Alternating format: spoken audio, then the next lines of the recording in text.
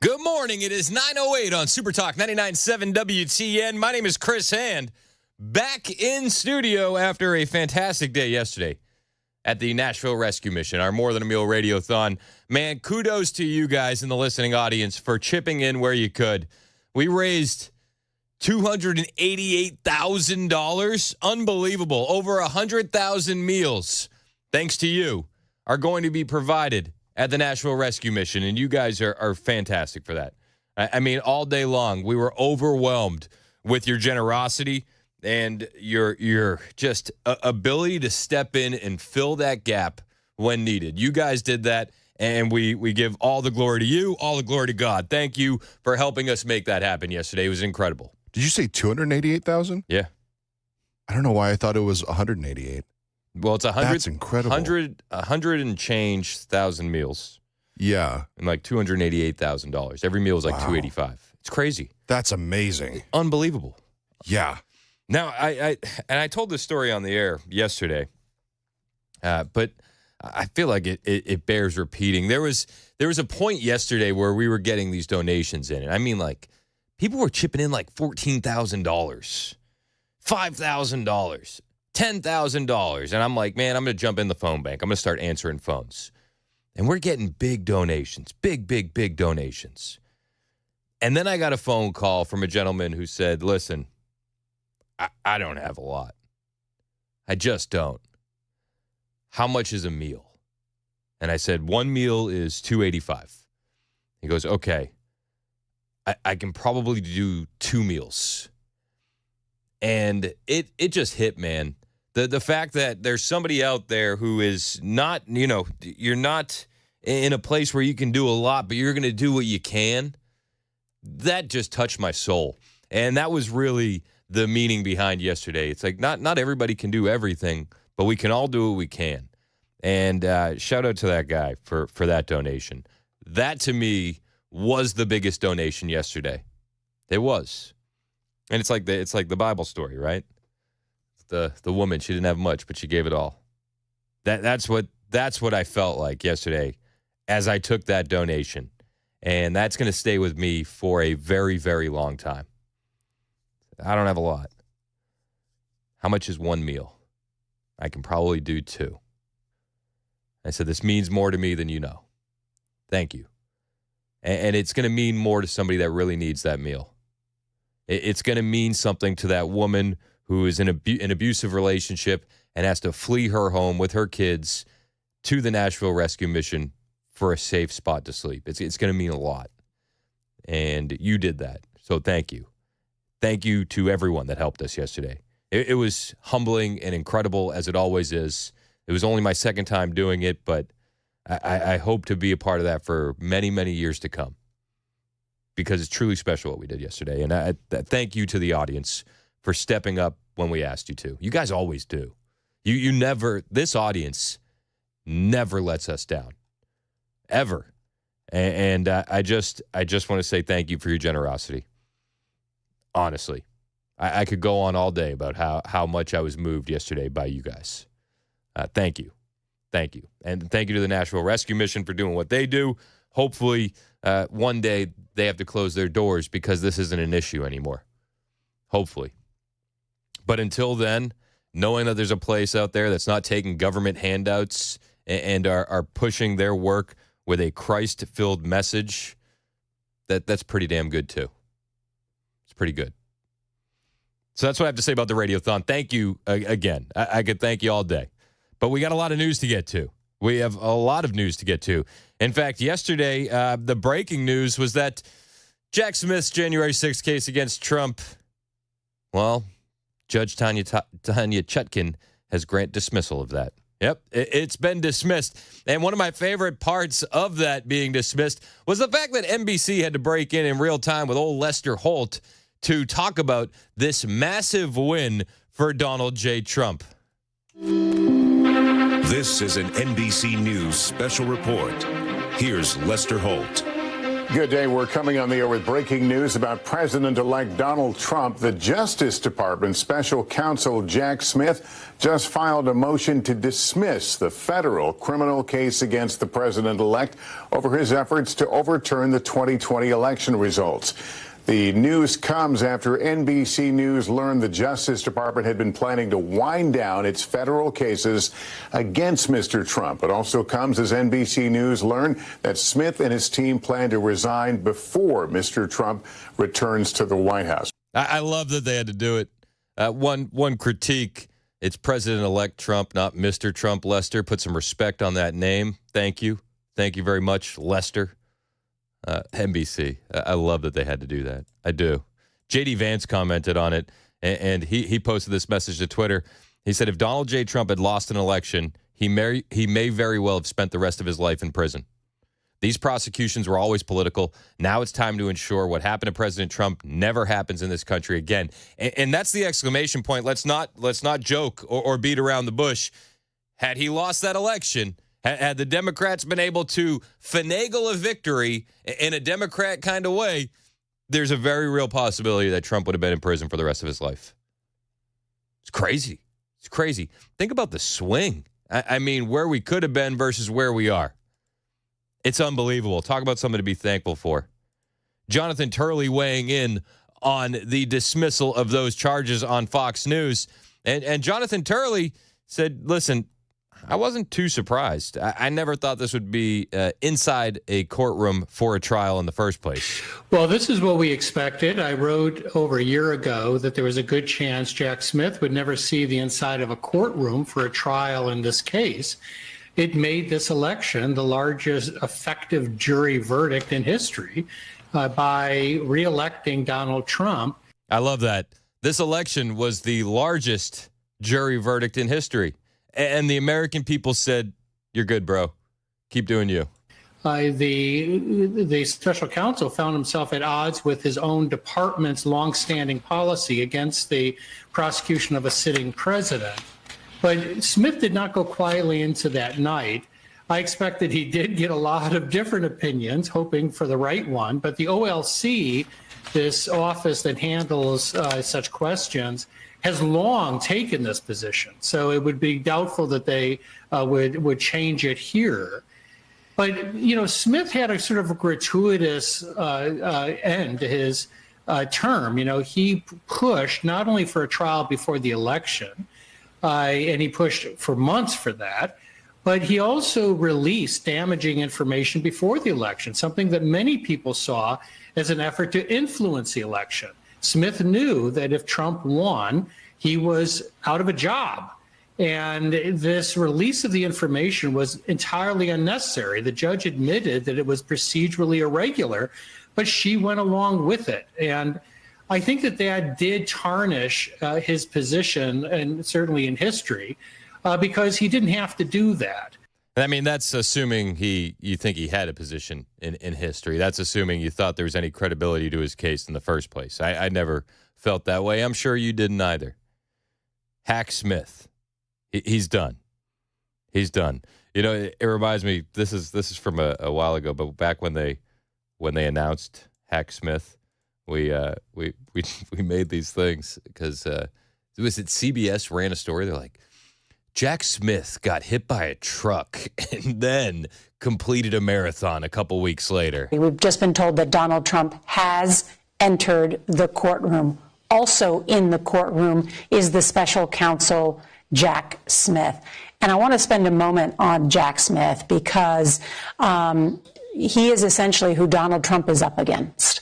And everybody was, oh my gosh, Hack Smith. What are we going to do with Hack Smith? He's the toughest man in the world. And multiple of these indictments, the two, of course, the classified documents and the January 6th one. And they are sitting across from each other inside this courtroom. Eye to eye, mano a mano, Trump v. Jack Smith. Who would win? This is how CBS covered it. Oh, the one man Donald Trump fears, Hack Smith. Hack Smith, who just dismissed his case against Donald J. Trump. Jack Smith is someone who has run over and competed in over 100 triathlons. He was reportedly at one point hit when he was on his bike by a truck And 10 weeks later, he ran another triathlon. You think Donald Trump could do that? This is how they covered Jack Smith in the beginning. And now he's just going to fade into obscurity. The man that was once hit by a truck has been hit by a truck again. A train. The Trump train just derailed everything that Hack Smith was working for. His life's work has been ruined. Hack Smith. What's the date? It happened yesterday, 11/25/2024. R.I.P. The case against Donald J. Trump via Hack Smith. We kind of saw this coming. We kind of saw this coming, right? It doesn't stop the Democrats from kvetching. And Dan Goldman is one of those Democrats. I mean, I'm surprised that this guy didn't have fake tears in his eyes when he said this on CNN. But he gets on CNN and Donald Trump is above the law. Oh, my gosh. I think it is a shame for justice in this country. It establishes that Donald Trump is above the law. The Supreme Court put him above the law in that opinion that Paula just mentioned. But now he appears to escape full accountability for what were crimes charged by a grand jury. Yeah, and to all the leftists out there, let's just make it official. Let's stop with the tomfoolery. Donald Trump is above the law. He is our dictator. We love him. We can't wait to implement Project 2025. That's the next step. We're gonna get crazy, y'all. Get ready. Get ready. Project 2025 is in full swing. That's what we're doing now. This is what Dan Goldman believes. He honestly believes everything he's saying. There's some Democrats where I think they're lying to you. I think Dan Goldman believes this. And I would just add one other thing that we ought to pay close attention to. We cannot normalize the fact that Donald Trump, as the president-elect, should not be held accountable for crimes that he committed before. Well, that's the deal, buddy. That's the deal. And the crimes were invented. The crimes were found. And some of these crimes, they had to extend the statute of limitations to even be able to go after him when they found this legal loophole in many cases. But the J6 stuff is just such a joke. It always was a joke. Peacefully and patriotically make your voices heard. I mean, can we underline that and bold it? Because that was the line that they ignored for the last how many years? How many years? Then they ignored the fact that the Capitol was already being stormed as that line is being delivered, and they ignored that for how many years? Exactly.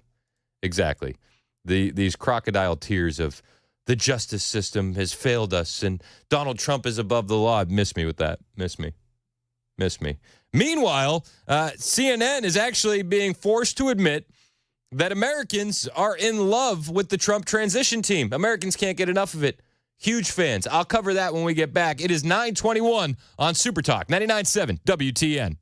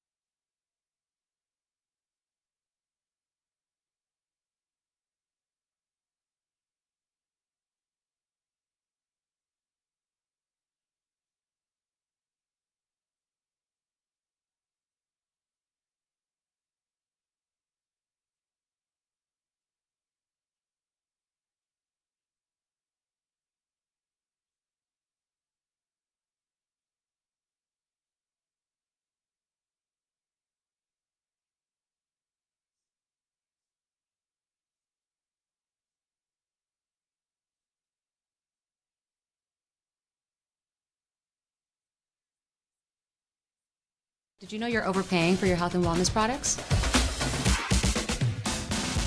With over 20 company-owned brands offering its members vitamins, supplements, wellness, and skincare products, you're able to save up to 70% off retail. Members Nutrition can't change your life, but we can change the way you live.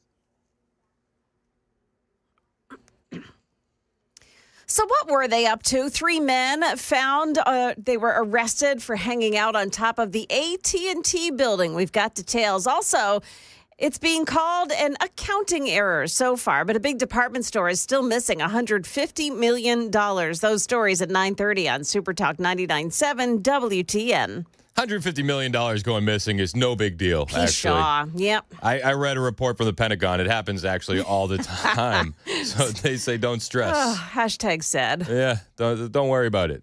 Yeah. Not a big deal. It's Super Talk 99.7 WTN. My name is Chris Hand. It is 9:27. You can find me on Twitter, True Social, Instagram, at Chris Hand on air. I'm reading your text on the Super Text line, and I made an error. I said that Jack Smith got hit by the Trump train, to which I was quickly corrected by many on the Super Text line, and a text from Mason's mom said it wasn't the Trump train. It was the Trump garbage truck. How do you like my garbage truck? This truck is in honor of Kamala and Joe Biden. Yeah, he got ran over by the Trump truck. Hey, at least he's wearing a safety vest, so we're good. He was. You can't get him. You can't get him on a violation there. They'll try. CNN they don't know what to do. They're just having a tough time. I mean, they're trying to tell us that Donald Trump is going to be a dictator. He's going to be the emperor, and he's going to target his political enemies via lawfare. Yet, for some reason, even with all that propaganda, Americans are in love with the Trump transition. Maybe Americans want to see politicians locked up. Maybe.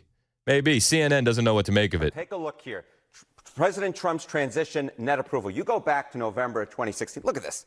It was just a plus 1 point. just at plus 1 point. That is well below the historical norm. Look at where we are today, significantly higher, plus 18 points. That's 17 points higher on the presidential transition net approval rating. The bottom line is this. If 8 years ago Americans were lukewarm on Donald Trump, at this particular point, they're giving him much more the benefit of the doubt. A lot more Americans are in love with this transition. This much more meets the historical norms where normally presidents get that boost coming out of their victory. And what we're seeing here is Donald Trump's presidential transition is getting a thumbs up, and dare I say, 2 thumbs up from the American people. But what does this mean? Don't the American people understand that he said there was going to be a bloodbath and that he was going to be a dictator on day one and that he's going to use the military against his political opponents and he's going to round us up and put us in camps? Don't you guys understand? Don't you know that? CNN can't wrap their heads around this because they eat and ingest that propaganda every single day. They don't understand why Americans are loving this. They have no idea. And, we're still on the appointment phase at this point, but it does give insight to sort of where this team is thinking to lead some of these key departments, of course. But how do people feel about the prospects of his presidency, given the context of some of these picks? Yeah, it's not just that they like what Donald Trump is doing right now. They're optimistic for the future. So, again, let's compare ourselves now versus where we were 8 years ago. And what you see 8 years ago, 53% of Americans were scared or concerned, the majority towards the upcoming Trump term. Look at where we are now. The shoe is on the other foot. 53% of Americans are excited or optimistic. It's flip-flop, where a narrow majority 8 years ago were scared or concerned about the upcoming Trump term. Now what we see is that the majority is excited or optimistic about it. But they don't know what to make of it over at CNN. They're downright befuddled about what's happening. It's not just CNN. There was a CBS poll that came out overwhelmingly in favor of Trump as well. We'll detail that after we get back from the news with Joan Jones, which starts right now on Super Talk 99.7 WTN.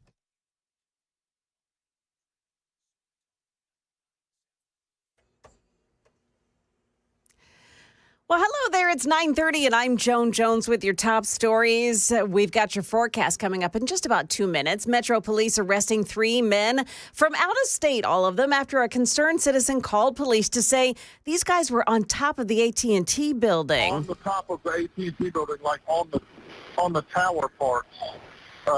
They don't look like they're supposed to be there, and it's a Sunday, so I can't imagine they're working. Yeah, that guy saw those, at least one of the men balancing himself on his belly on top of one of the spires. Police searched the building. They found those men hiding out in a 24th floor bathroom stall. They told police they heard that the top of the building was the best place to see the city.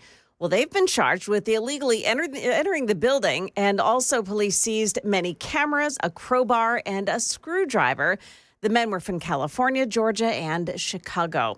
Well, an accounting employee at Macy's is accused of falsifying records and stealing $150 million over 3 years. Now, he did it by entering the wrong information about delivery expenses. $150 million may sound like an awful lot of money to spend on shipping packages all over the place. But to Macy's, that's a drop in the bucket. Macy's spends more than $4 billion a year on deliveries. So 150 million of that really isn't very much in the grand scheme. ABC's Aaron Katursky, the employee, is no longer working for Macy's, but it's not clear if that person has been charged with a crime while the investigation goes on. Dow Jones Industrials right now minus 274, NASDAQ gaining 80, and the S&P 500 index up 10. That's the latest news. Weather is next. I'm Joan Jones, WTN News. Thank you, Joan Jones. It's 9:32 on Super Talk 99.7 WTN. My name is Chris Ann, and I want to tell you about my friend Shane Ring over at Cover Nash. Open enrollment for health insurance is here, and not only does Shane Ring have over 20 years of experience to help you with health insurance, but he's shopping the entire market for you to find the best plan. He has over 75 different companies to shop from, and every type of plan available in the market. He can help you no matter what your income or health situation is. So don't let yourself or someone you know get taken advantage of by call center agents and limited, overpriced health coverage. Shane can easily save you 30 to 60% on your monthly premiums. I've seen it happen. And many of these plans will even pay you when you use them. You're going to want to talk to Shane about that. So go ahead and give him a call today and let him know that I sent you. He'll show you how much you could be saving on quality health insurance coverage right now. 615-465-0023. That's 615-465-0023. Or you can hit the website, covernash.com, to book an appointment with Shane Ring and get a quality health plan managed by you, not the government. Covernash.com. The guaranteed offer is the easiest way to sell your home. It's really simple. We bring you an all-cash offer. You close in as little as 21 days. No home inspections, no lockboxes, no open houses. Go to markspain.com to get a guaranteed offer and start packing.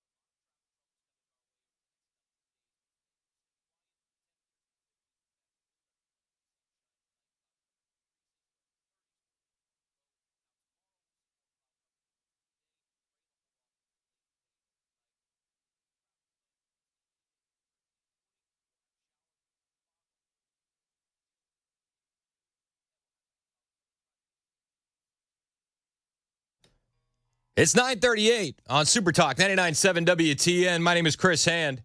Thank you once again to everybody for donating yesterday during our More Than a Meal Radiothon. $288,000 later, we're going to be able to serve more than 100,000 meals thanks to people like you.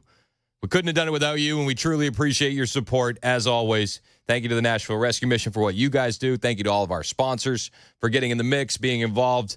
It was a team effort, and it was a team win. Thank you guys, honestly. It is 9:39 right now, and the mainstream media doesn't know how to handle these polling numbers coming out about the American approval of President Trump, his transition, and his top cabinet nominees. It's leading to some meltdowns, and we're here for it. Let's just go through it. CBS put out a poll. Secretary of State, Marco Rubio, good choice? 44% of Americans say yes. 75% of Trump voters, that's the overwhelming majority in both. Tulsi Gabbard, Director of National Intelligence. 36% of Americans say it's a good choice. That's tied with haven't heard enough, also at 36. Not a good choice, 27%. Trump voters, 71% good choice. RFK for Health and Human Services, gaining the highest level of support among Trump voters, 80% saying it's a good choice. 47% of Americans, also the overwhelming majority in this poll, saying good choice. Hegseth for Secretary of Defense. This is the only one that's a little bit upside down. 33% of Americans say good choice, 28% not a good choice, 39% haven't heard enough.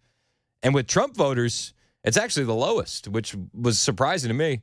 64% of Trump voters support the selection of Hegseth for Secretary of Defense. So that's lower than Rubio, lower than RFK, lower than Tulsi Gabbard. That was surprising to me, just being perfectly honest. We'll talk a little bit more about Hegseth later in the show and some executive orders Donald Trump may be sending down the pipe as he gets into office, as it pertains to the military and who they let in. We'll talk about that in a little bit. But Americans are overwhelmingly backing President Trump's performance during the transition. The CBS poll has it at 59% of approval. Americans are overwhelmingly supporting Trump's plan for mass deportations, 57% approval. Americans are overwhelmingly saying that Donald Trump is going to make grocery prices go down, 44%. This is crazy. How does the mainstream media deal with this? Well, they kick, they scream, they say it's misinformation and disinformation, and they go on their news networks that nobody's watching to yell into their echo chambers. And occasionally, they'll invite on a Trump supporter or a Trump surrogate, or in this case on ABC over the weekend, they had Reince Priebus on. And Reince Priebus, he was defending Tulsi Gabbard's honor, but at the same time, he said, this is what you guys do. And the majority of Americans have accepted Donald Trump. It's time for you to get out of the way and let this man do his job. You wouldn't rise to a rank of an 05 lieutenant colonel if our intelligence agencies thought that somehow she was some kind of Russian asset, which if people are going to level those charges, they better be darn sure that they're accurate. And is a very Nikki dangerous Haley didn't thing say to do. that. She said that it was sympathizing. But it's all insinuated, okay? It's this cutesy, hyperbolic nonsense coming out of the media and the Democrats who refuse to accept the fact that almost a majority of Americans have accepted Donald Trump and Trumpism. I think it's time to give this guy a month of peace and let the process play out. Let the man cook. Can we let him cook? Let's let him cook. This is what we had to deal with in 2016. It was just instant kvetching and instant pushback to anything he wanted to do. But he won.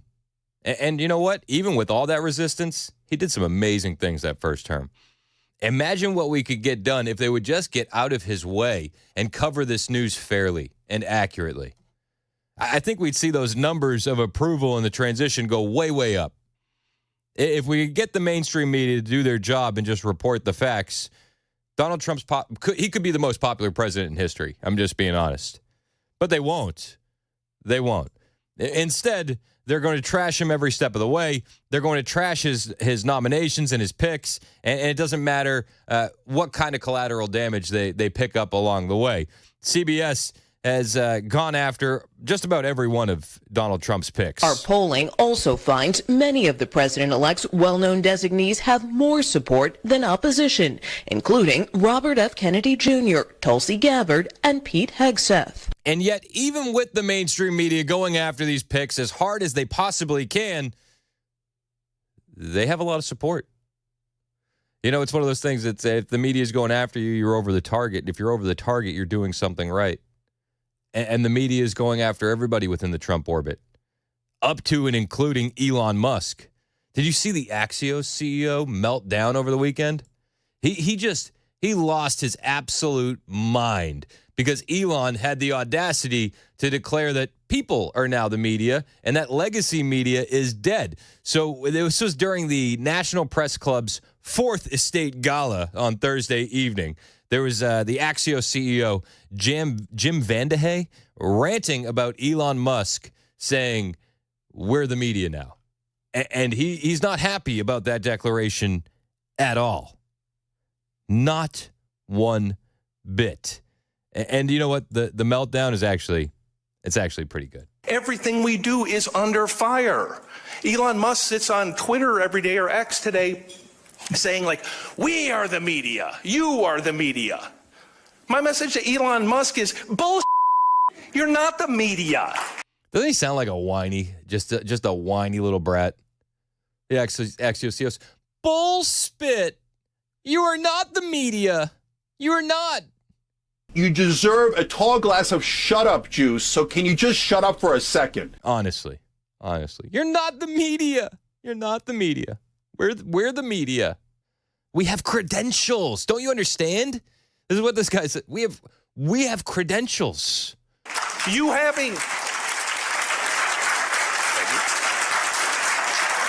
having a blue check mark, a Twitter handle, and 300 words of cleverness doesn't make you a reporter. You don't do that by popping off on Twitter. You don't do that by having an opinion. You do it by doing the hard work. So upset. So salty. You're losing your grip on media, bro. Deal with it. Deal with it. And I just want to point out, you having a Twitter account actually does make you the media. And this has been the case since 2016. Let me tell, just for the class, a name that I think everybody should know. Zdenek Gazda. Do you know who Zdenek Gazda is? Anybody? Anybody know who Zdenek Gazda is? Mason, do you know who Zdenek Gazda is? Well, Zdenek Gazda, he's the individual who had a Twitter account and a cell phone and caught video of Hillary Clinton falling into a van during a 9/11 memorial before the election in 2015. Just a guy who happened to be there, and he posted it on social media. And some people will tell you that changed that election right then and there. It was September 11th. She faints, and she gets thrown into a van by Secret Service. We all remember the video. You're not the media, Axios CEO wants to tell you, but don't ever forget you absolutely are. And with that supercomputer in your pocket, you can absolutely be breaking news. Don't underestimate your influence. You don't know who Zdenek Gazda is, and you know what? We may never hear from him again, but he broke one of the biggest stories in 2015 by being there, doing the hard work, as the Axios CEO says. They're so salty. They're so upset. People don't believe in the mainstream media anymore. They don't. I'd rather get my information crowdsourced on a platform like Twitter because good ideas float to the top. Bad ideas sink. That's just how it works. Good information will rise. Bad information will fall. And without the censorship, we're really seeing that good information flourish. Back in 2015, we didn't have to deal with that censorship. You know, if this was 2020 and it was Joe Biden being tossed into a van, it probably would have been censored on Twitter. But it was Hillary Clinton in 2015, the fall of 2015, and Zdenek Gazda got one of maybe the most important videos as a citizen journalist of all time. But the Axios CEO says, no, you're not the media. We're the media. We have credentials. We put in the hard work. Your hard work has failed you. Your hard work has failed legacy media, and it's actually put the final nail in the coffin. When's the last time you said, hey, bro, did you see that story in Axios? No, nobody says it. Nobody says it. Sorry, bro. Your time is up. It's past you. These guys are like the old football coaches who, man, they got a heck of a resume. They've even won some championships, some awards, and then the game has passed them by. And they don't understand that the game has passed them by, but make no mistake about it, everybody else sees that the game has passed them by, and they get angry in those last days. That's what we're seeing with the Axios CEO melting down, just melting down like a child over Elon Musk saying, we're the media now. Everything we do is under fire. It's because of your failures. Elon Musk sits on Twitter every day, or X today, saying like, we are the media, you are the media. My message to Elon Musk is bullshit. Well, my message to you is your media, the media you're claiming to be, has said that Trump is going to be a dictator. He's going to cause a bloodbath. He's going to round people up and put them in camps with the military. He's going to go after his political opponents. Yet you look at the polling, and it's a snapshot in time, right? And I like the polls I like, and I dislike the ones I think are garbage. But you look at the polling, and even CBS is saying, well, the majority of Americans actually approve of this Trump transition team. They actually approve of his cabinet picks. Well, that's not what the media told me. So when the Axios CEO says, you're not the media, I say, dude, what are you paying attention to? What's your source on that? Because you look at the polling and you look at how mainstream media is posing things, and it's like, no. I actually think Elon is way closer to the truth than you, my friend. Everything we do is under fire. Elon Musk sits on Twitter every day, or X today, saying like, we are the media, you are the media. My message to Elon Musk is bullshit. You're not the media. You having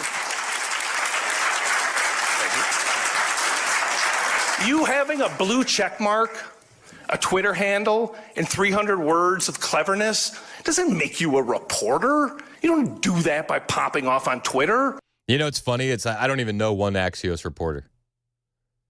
Do you know one? Like this guy, he's just melting down. Doesn't make you a reporter. I don't know any of your reporters. Do you have reporters over at Axios, or are you just a propaganda regurgitation machine?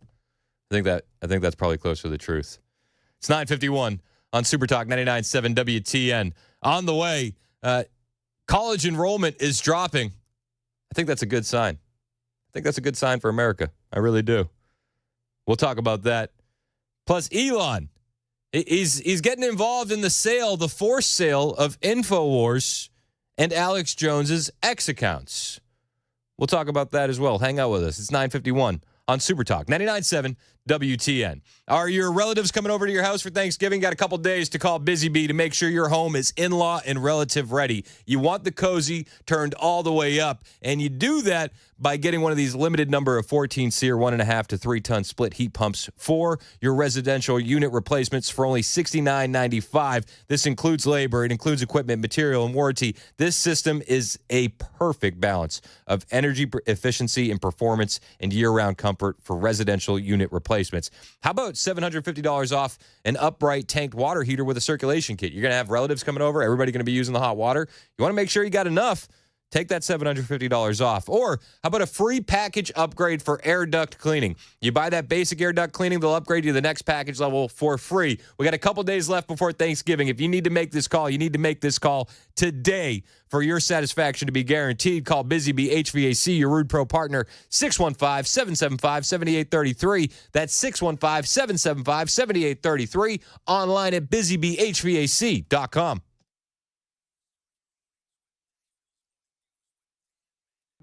Hey, what's up, guys? It's Matt Murphy in the middle of downtown Franklin, Tennessee. We've talked so much about Savory Spice. I thought, why not show you the place? So let's go on in and see what's popping at Savory Spice. As I've always said, you will smell the spices even before you walk in. I can smell them right here in the doorway. Come on in, and let's introduce you to the one and only Holly, who is the owner and proprietor of Savory Spice. Say hey, Holly. Hello, everyone. Now, enough about Holly. Let's talk about spice and easy products like the incredible taco soup, which, as I said, you put this in a crock pot, you put all the ingredients that it tells you to buy right there, you put the spices in, and it's so easy. So if you don't know what you're doing around the kitchen, it's a perfect way to find your way around the kitchen, as is the Mediterranean dill risotto. Now, for the holidays, pumpkin pie spice. What doesn't it have, Holly? Pumpkin. Doesn't have any pumpkin in it. That's a fun fact for all of you kids out there. Now, if you stop by Savory Spice, either in the Franklin location or at L&L Market, you can get yourself a sample of the dill dip, which is my absolute favorite. Just tell them Matt Murphy sent you to Savory Spice with purchase now. So come by Franklin or L&L Market in Nashville and come see Holly and the entire crew at Savory Spice.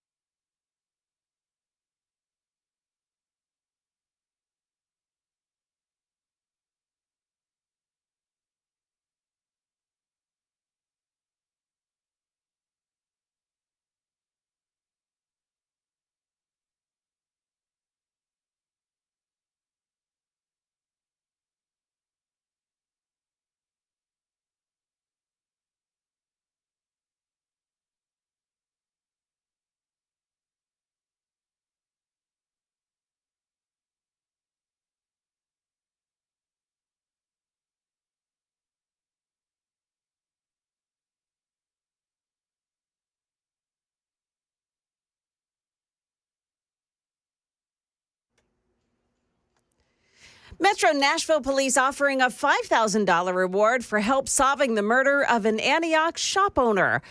Have you ever just wanted to call police when you see someone driving recklessly? Well, you can, and we'll tell you how to do it. Those stories coming up at 10 o'clock on Super Talk 99.7 WTN. Thank you, Joan Jones. 9:58 on Super Talk 99.7 WTN. I'm Chris Hand. Hey, how are you?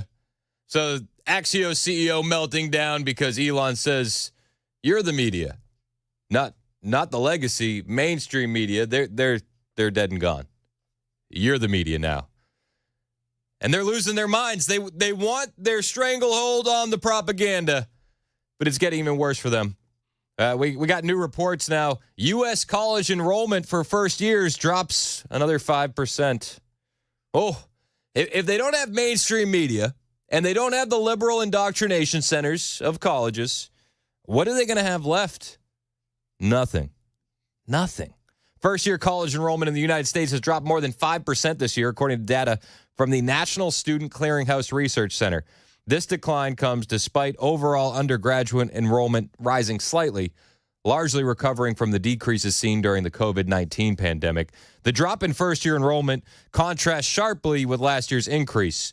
Enrollment among high school graduates also dropped by more than 6%. Executive Director of the National Student Clearinghouse Research Center, Doug Shapiro, described his findings as startling, particularly given that it's the first decline since the pandemic's onset in 2020, when freshman enrollment plummeted nearly 10%. It's bad for them.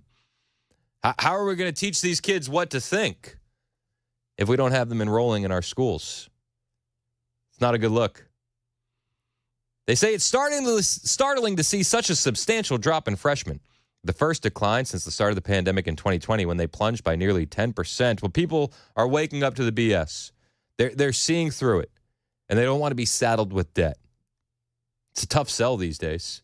Hey, how about a gender studies degree in exchange for $100K in debt? No, thank you. I'll take the trade school and becoming an electrician and starting my own business, actually. And that sounds like a better idea. Kids are waking up. A lot of people are waking up. You love to see it. It's 10 o'clock on Super Talk 99.7 WTN.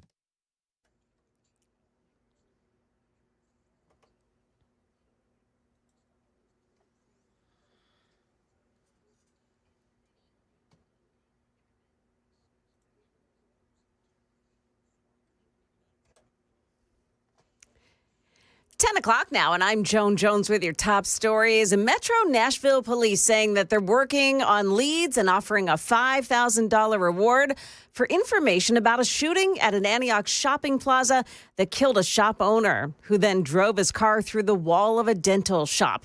This man, Jawan Maya, tells Channel 4 he worked for the victim at Hot Stuff Spicy Chicken. Stuff does happen around here often. Honestly, this area is not a good area, honestly. It can get very nasty out here. Police are sifting through hours of surveillance video to identify the shooters. Tomorrow is expected to be the busiest day on the roads as holiday travelers head to their destinations. Tennessee Highway Patrol is out with reminders that there's no reason to rush it. More people on the roadway just makes it harder to maneuver. Stop longer to stop sign, stop longer to red light before you turn right. Pay attention because there's just more cars.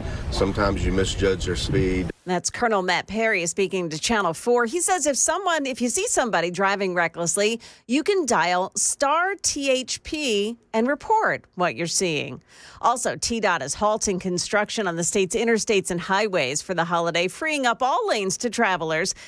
And that'll begin tomorrow at noon. It'll run through Monday, December 2nd. There may be some exceptions, though, so keep your eyes on the road.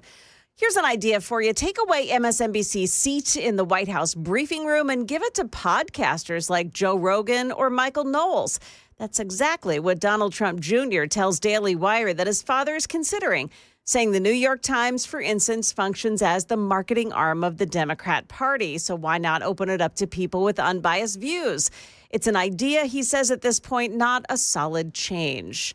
The Biden administration plans to require Medicare and Medicaid to cover weight loss medications for everyone, not just people with diabetes. But the incoming Trump administration would need to finalize this proposal for it to go into effect. Robert F. Kennedy Jr., President-elect Trump's pick to lead the Department of Health and Human Services, has been a fierce critic of weight loss drugs, saying they fail to address the root causes of obesity in the U.S. That's ABC's Karen Travers. Market Numbers Report brought to you by Beacon Capital Management, online at beaconcm.com. We've got the Dow Jones Industrials losing 230 at this point. NASDAQ is up by 108 and S&P 500 index gaining 19. That's the latest news. Weather's next. I'm Joan Jones, WTN News. The guaranteed offer is the easiest way to sell your home. It's really simple. We bring you an all-cash offer. You close in as little as 21 days. No home inspections, no lock boxes, no open houses. Go to markspain.com to get a guaranteed offer and start packing.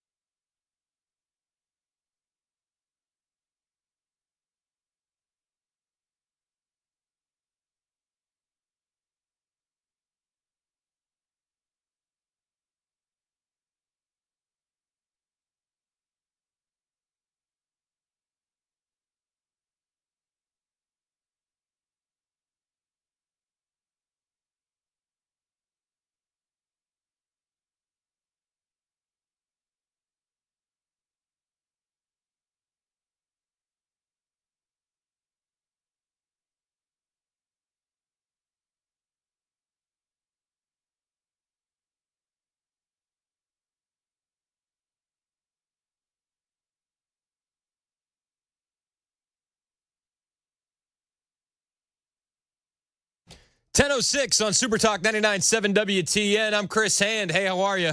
The phone number, if you want to join in the conversation, is 615-737-9986. 615-737-9986. You can text in. You can call in. Whatever you want to do. Whatever you want to do. Elon Musk. Is he going to buy MSNBC? Is it going to be MXNBC? I would love it. I really would. I'm here for the memes. And it would be fantastic. There's been a lot of jokes going on the internet about Elon possibly buying MSNBC. Spinco is what they're calling it. All the properties that they're spinning off. It's like a new company now, Spinco. Boy, it's a mess. It's a mess. CNN contributor Carrie Champion says Elon Musk might try to buy MSNBC, but says it just can't happen. Contributor Carrie Champion joins us in our fifth seat. So, Carrie, I want to ask you about this idea of media takeover because after Elon Musk purchased Twitter, changed it into X, there's no doubt that he exercised some power there. So how do you hear this even in jest kind of purchase of a cable network? I love how they set up the question, they load it. You know, there's no question that Elon exerted power over at Twitter. You know, you can actually look at the data, and it's actually become a far more balanced environment politically. That's just in the data. Don't shoot the messenger. It's very equally left, very equally right. Now you can go over to Blue Sky and deal with all the unhinged leftist lunatics if you want to. Have you seen the Blue Sky stuff? Oh my gosh. Talking about minor attracted persons and, maps instead of pedophiles, all that. It's a crazy place. But they're saying that Elon turned X into a crazy place. And oh no, he could do that at MSNBC too. Good to be with you tonight. Good to be with you as well. Thanks for having me. I think that we should believe everything that is said coming from this administration. I don't think that we have the luxury to dismiss it as him being someone who's being funny or someone who is just being himself or that is his brand. X, and you said in some ways, always. I feel like X, I don't know if anyone is on it in any capacity. I don't know if you're on it. You're the only one? You're on it? You all are on it? Okay. I've actually decided to take a rest of peace because it is not a peaceful place for me. And I know if, in fact, you don't agree with this current administration, most people can say that it's not a peaceful place. I wouldn't be surprised if there was an actual bid made to take on MSNBC, but the fact that it just can't happen. It just can't happen. It just can't happen. And the unhinged leftists on the panel, they're the ones that are not on Twitter. They'll come back. They will. They always come back. Remember when Threads was the Twitter killer? I remember that. I'm old enough to remember that. But she gives this look over to Scott Jennings, who's also on the panel. It just can't happen. It just can't. Yeah, and we just can't. It's not even for sale. Yeah, it's not officially for sale. It's not even realistic. About maybe buying something. It's not even realistic in real life. But I do believe that media, everyone sitting here at this table, if you don't agree, we are in for some tough. We're in for some tough years ahead. I do believe that we are not going to be able to be as safe or say what we want to. I don't think free speech is going to be as free. Oh, free speech isn't going to be as free if Elon buys MSNBC. At which point, Scott Jennings, they have him on the camera as well as Carrie Champion, this contributor. Scott Jennings breaks the fourth wall, looks at the camera, and does a Jim from The Office and gives a smirk. Okay. Hey, that's a take. That's a take. Scott Jennings kind of just pushes back on her a bit. And he says, listen, X is more balanced than any other platform out there. Also, I heard what you're saying about X. I saw a survey this week. It's now the most ideologically balanced user platform. Scott, stop. It's too early. I just sat down. I've only been here for 2 minutes. You cannot continue to say the show, you cannot say that. He said you're going to be embarrassed when I tweet out the data after the show. Yeah. This is why she can't be on X, because you'd be confronted with actual facts and data. And that's the issue for a lot of these leftists. Hey, so what I find, we reported it on this network. Who's the source? Well, the source is CNN. Spoiler alert. The network you're on. Weird. It's not accurate, and you know it. Okay, I'll let you make your statement. Scott, can I reframe it a different way? Because the site changed radically, right? So whether you think the voices it is somehow more balanced now, that's fine. But no doubt Musk's influence is profound, and that you open it up and now you're there with his opinion, and he is now part of this administration. So does anyone else think that there should be this greater concern about billionaires purchasing media companies? Okay, this is insane. Because it's a more fair and balanced area on social media, that's Elon Musk exerting his control. That's Elon Musk forcing his opinion on you. No. What we've seen is just the end of the censorship on that platform, the end of the shadow banning on that platform, the end of the thumb on the scale via the left on that platform, which you can still see on just about every other social media platform out there. Oh, we can't have billionaires buying up media companies, says the CNN host. Oh, okay. Yes. Would you be worried if Bill Gates controlled MSNBC? No, because he's sane. Oh. So just only the good billionaires can buy media companies. So Bill Gates buying MSNBC is fine because, as Carrie Champion says, he's sane. Bill Gates, the guy that wants to block out the sun. That Bill Gates is sane. The guy that did business with Epstein after the 2014 case, that guy's sane. You'd have no problem with that. I mean, this goes right in line with all the leftist attitudes, right? Say, oh, you can't get your science from this guy. He's not a doctor. Ugh. And then they'll say, Bill Gates said we should take this. Oh, I didn't know Bill Gates was a doctor. Weird. Bill Gates is sane, as he gallivants on the Lolita Express to Pedo Island. No big deal. He's sane, guys. He's sane. CNN's jumping the shark.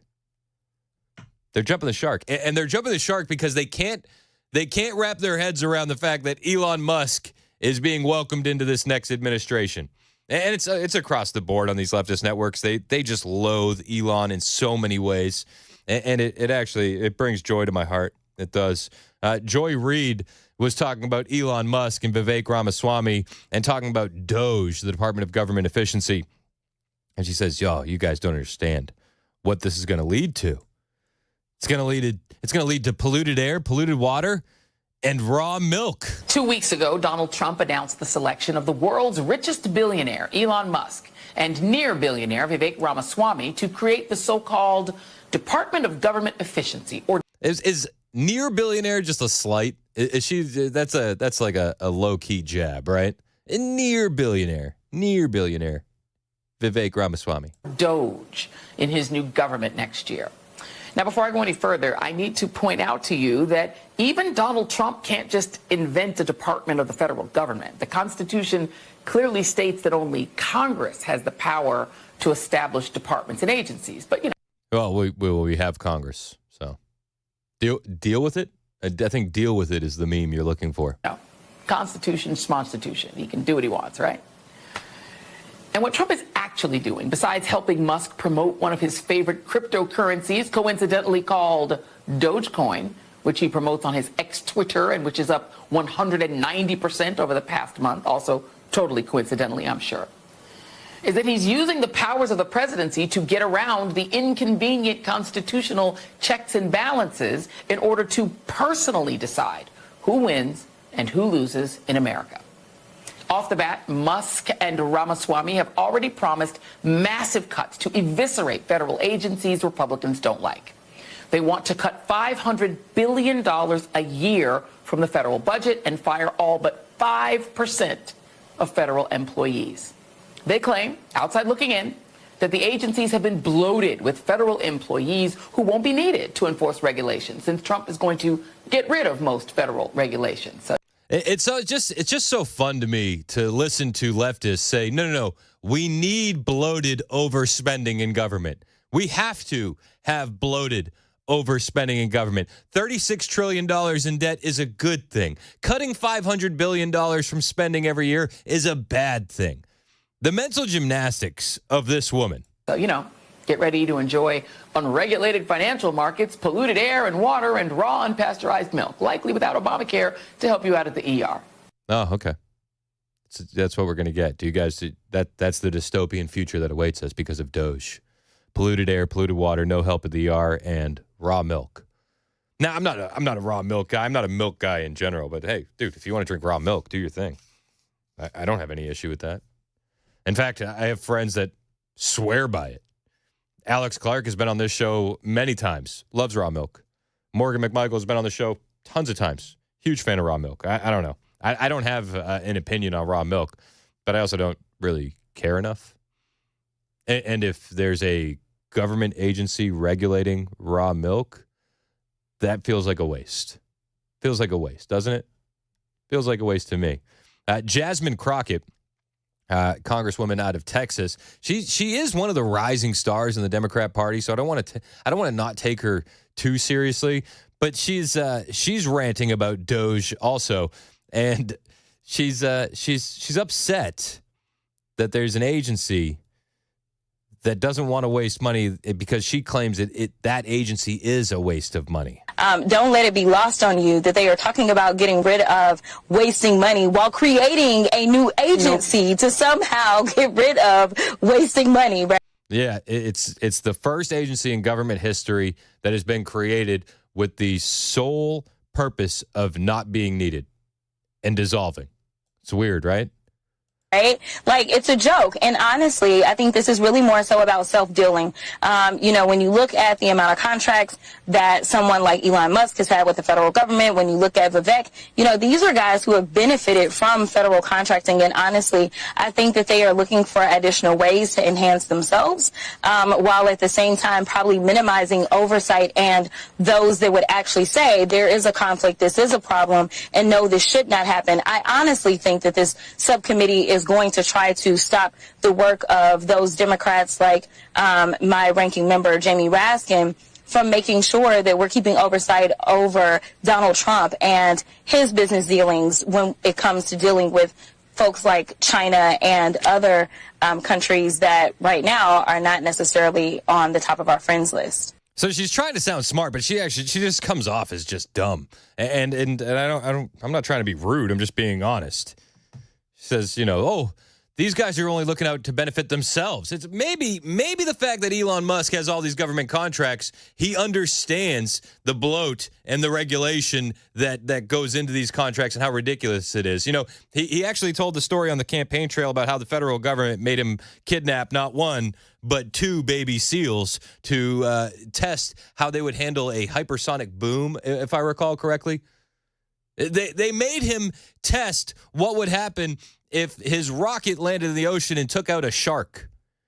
If his rocket landed in the ocean and took out a whale. This is the kind of bloat that they're trying to get rid of. Also, you look at some of these agencies, NASA in particular, they're begging for Elon to get in there. Billions of dollars waste on woke DEI initiatives. And they want to get back to, rocket stuff. And you look at SpaceX, an organization without that regulation, without that bloat that the federal government brings to everything, and the rockets are landing themselves. Imagine what we could do without the federal government in the way. That's the purpose of Doge. That's the real purpose. Saving money and getting government out of the way. And these leftists, they don't understand it. They don't. She's trying to sound smart here.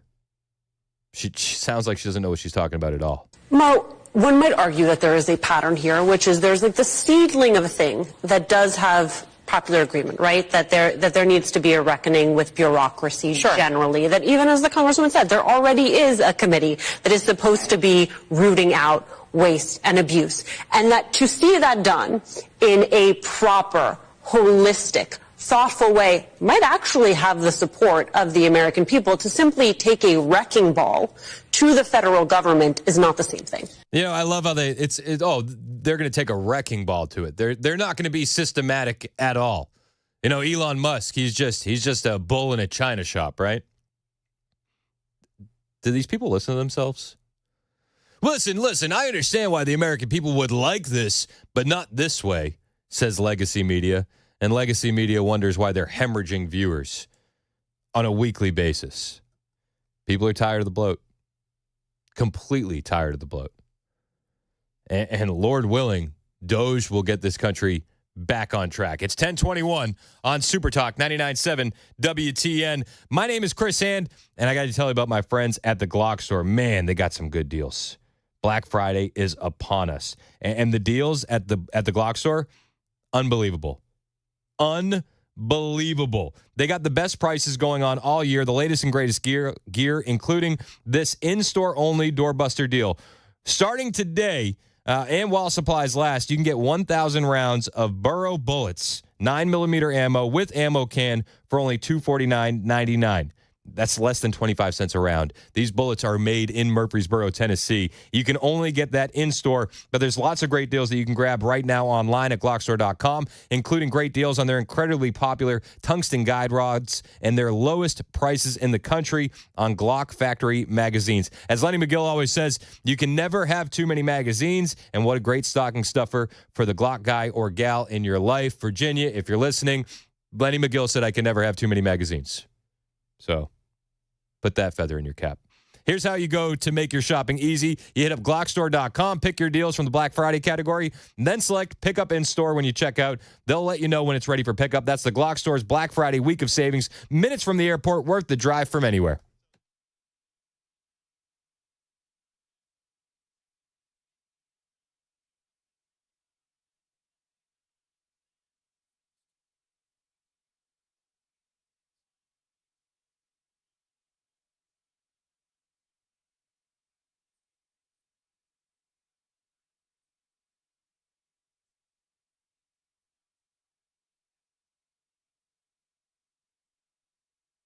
Did you know you're overpaying for your health and wellness products? With over 20 company-owned brands offering its members vitamins, supplements, wellness, and skincare products, you're able to save up to 70% off retail. Members Nutrition can't change your life, but we can change the way you live.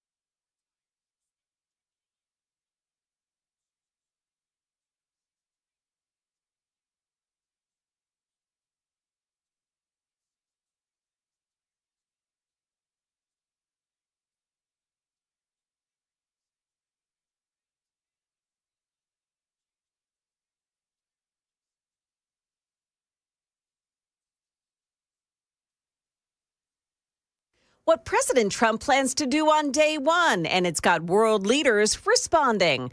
Clean up on aisle 3, Walmart shatters its woke programs. Those stories at 10:30 on Super Talk 99.7 WTN. You know, it's fun to see. You got Doge coming in and a lot of the DEI stuff moving out, and companies are choosing to de-wokeify themselves. So we got a lot of illegal aliens choosing to self-deport. It's good to see people taking these steps on their own. I'm a huge fan. That newscast on the way with Joan Jones is 10:25 on Super Talk 99.7 WTN. In the meantime, in case you've been, not paying attention to the news, you're getting into the holiday mode, I just want to let you know World War III is looking closer and closer every day. Looking closer and closer every day. A lot of rumors online about the thoughts of the U.S. supplying Ukraine with nuclear weapons. Oh, nice. Love that. Huge fan, right? Why not? Why not? We're already giving them long-range missiles. Hey, what's better than peace? War, right? There's money in the weapons, and there's money in the rebuild. Even dedicated leftists, though, are actually saying, what are you doing? Filmmaker Michael Moore says time is running out for President Joe Biden to depart the White House with grace, saying that instead he is choosing to go out in a blaze of glory by leading the U.S. right into World War III. Yep.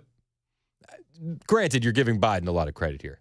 I don't know how much control Biden has over this situation, but he is leaving the White House, slow walking us into World War III. Michael Moore continued, Donald Trump just won the election. In 2 months, you hand him the keys to the White House and the PIN number for the alarm system, and you'll be out of time. Instead of using your precious time left to do something like help the American people, your first action after Trump won was to fast-track the delivery of over $6 billion in weapons to Ukraine. Yep. And Anthony Blinken went on TV and said, we're going to give every dollar at our disposal from now until January 20th to Ukraine. Then he says, we got mines. You're giving them anti-personnel landmines. Moore couldn't believe that Biden would allow anti-personnel landmines to be sent to Ukraine. He said, seriously, this is your legacy? This is how you want to go out in a blaze of horror? Like, if Joe's got to go, we all got to go with him right into World War III. Then Michael Moore reminded Biden that America has spent well over $1 billion removing landmines from places like Iraq, Afghanistan, Vietnam, Laos, Cambodia. You know, the places that we often invade and then leave landmines behind. He said the Vietnam War might have ended 50 years ago, But kids today in Southeast Asia are still getting their arms blown off by our landmines. That's your legacy, Joe. This is what you're doing. Even the leftists can see what's happening. You know, there are still some anti-war leftists. Michael Moore is one of them. And in 20 years, we're going to see more PSAs right before your kids' show about all the landmines in Ukraine and how we have to do something to help them. Right? There'll be all these nonprofit organizations popping up to remove landmines from Ukraine. But Michael Moore is pissed. He was also critical of Biden's policy in the Middle East. And he suggested lawmakers who support freezing shipments of arms to Israel should be applauded. But he said, you decided to slander this group of senators from your own party. You said that by halting these armaments to Israel, these Democrats were on the side of Hamas. The director encouraged Biden to focus on his legacy. He said, before it's too late, what about us, Joe? What about America? You have 2 months left in office. What are you going to do with this time? Maybe you should stop arming foreign wars and leave that for the next guy. Maybe instead, you should focus on the things that matter to Americans. Yeah, maybe instead you should focus on what's going on in Western North Carolina, where they're saying, we're good now, no worries, yet people are still living in tents. Snow has been falling. People are going to freeze to death this winter because of the inaction of our own federal government. And that's disgusting. Meanwhile, billions upon billions of dollars can be sent to Ukraine. Every dollar at their disposal from now until January 20th is what Antony Blinken said. Every dollar at their disposal. Americans want to get back to America first. And I think that's why the overwhelming majority of Americans approve of this Trump transition, because we want to get back to America first. On the way, I want to tell you about what's going on at the border. I want to play this clip for you, and we'll explain what's happening when we get back. But listen to this clip. Just listen to this. Venezuela, mamá. Venezuela. ¿Sí? ¿Qué tantos años tienes? ¿Dos años? ¿No vienes con tu mamá y tu papá? ¿No? ¿Venezuela? ¿Para dónde vas, mamá? ¿Dónde están? Estados Unidos? Okay. What you're hearing there is a 2-year-old girl who showed up to the border by herself. We'll talk about it next on Super Talk 99.7 WTN.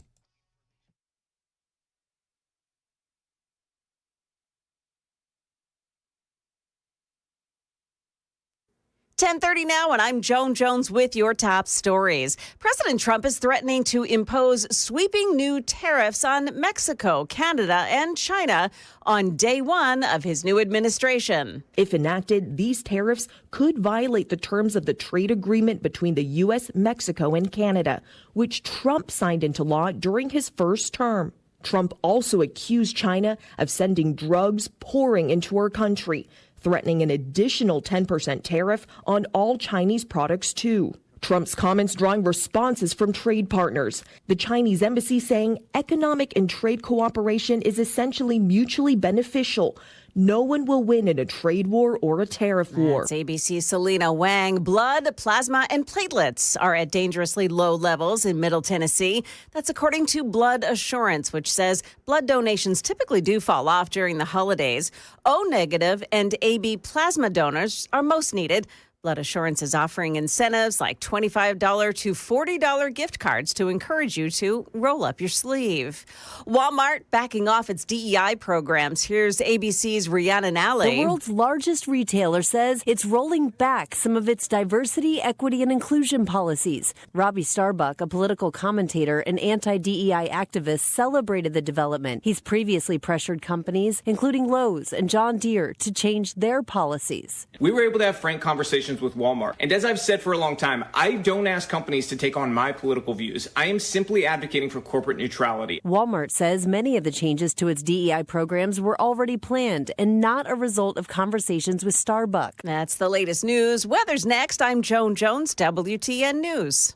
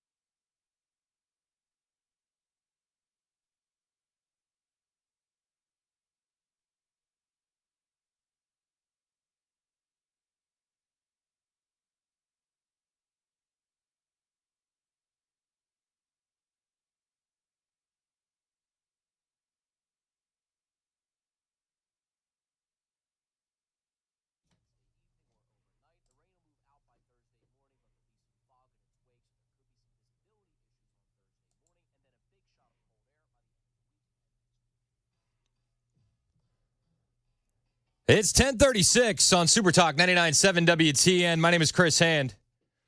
So over the weekend, I stayed away from the news. I did. You know, we had the Radiothon on Monday. I was like, I don't need to do a lot of show prep because, you know, we're focused on that. And so when I got down to doing show prep last night, I saw this story. An unaccompanied 2-year-old child shows up at the border with nothing but a piece of paper with a phone number and a name. What? And this video that accompanies it, this sweet little 2-year-old girl alone at the southern border. And as a dad, it infuriated me. I have a 2-year-old girl. I do. Millie. And the only thing I could picture is like, why would I ever let her go anywhere without myself or her mother, let alone make the journey up to the southern border alone? She arrives with a piece of paper with a phone number and a name. And the video is just horrific. Nothing appears to be wrong with her, but just horrific in the sense that this 2-year-old is alone at the border. A 2-year-old alone at the border. What? And the video coming out. Venezuela. You come from Venezuela? Sí. How old are ¿Cuántos años you? tienes? 2. Dos años. She holds up 2 ¿No vienes fingers. con tu mamá y tu papá? Where's your mom and dad? No. They didn't come? No. Venezuela. ¿Para dónde vas, mamá? ¿Dónde están? Estados Unidos. Okay. And you listen to that sweet little voice. And she holds up 2 fingers. I'm looking for my mommy and papi. And it's like, my heart is just breaking for this woman, for this little girl. My heart breaks for her. My heart breaks for her. And I wonder where the leftist reporters are. You know, if you remember, back in 2018, Rachel Maddow did an entire show where she cried because migrant children were being put in cages. The AP has just broken some new news. This has just come out from the Associated Press. This is incredible. Trump administration officials have been sending babies and other young children. Oh, hold on.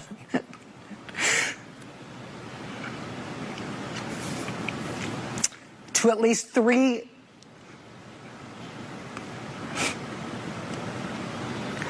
Can we put up the graphic of this?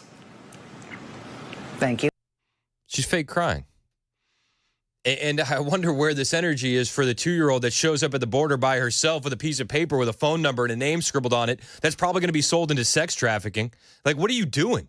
What are we doing as a country? This is okay? This is okay. The Trump administration separating kids to make sure that they're with the right people and not being sold into human trafficking is evil. You're going to cry about that on TV. But a 2-year-old showing up on the border by herself with a note and a phone number, it's not even going to get an ounce of coverage on MSNBC. And they wonder why this trash network is going to be sold for pennies on the dollar, because the American people are sick and tired of the BS. And a 2-year-old showed up on our border alone.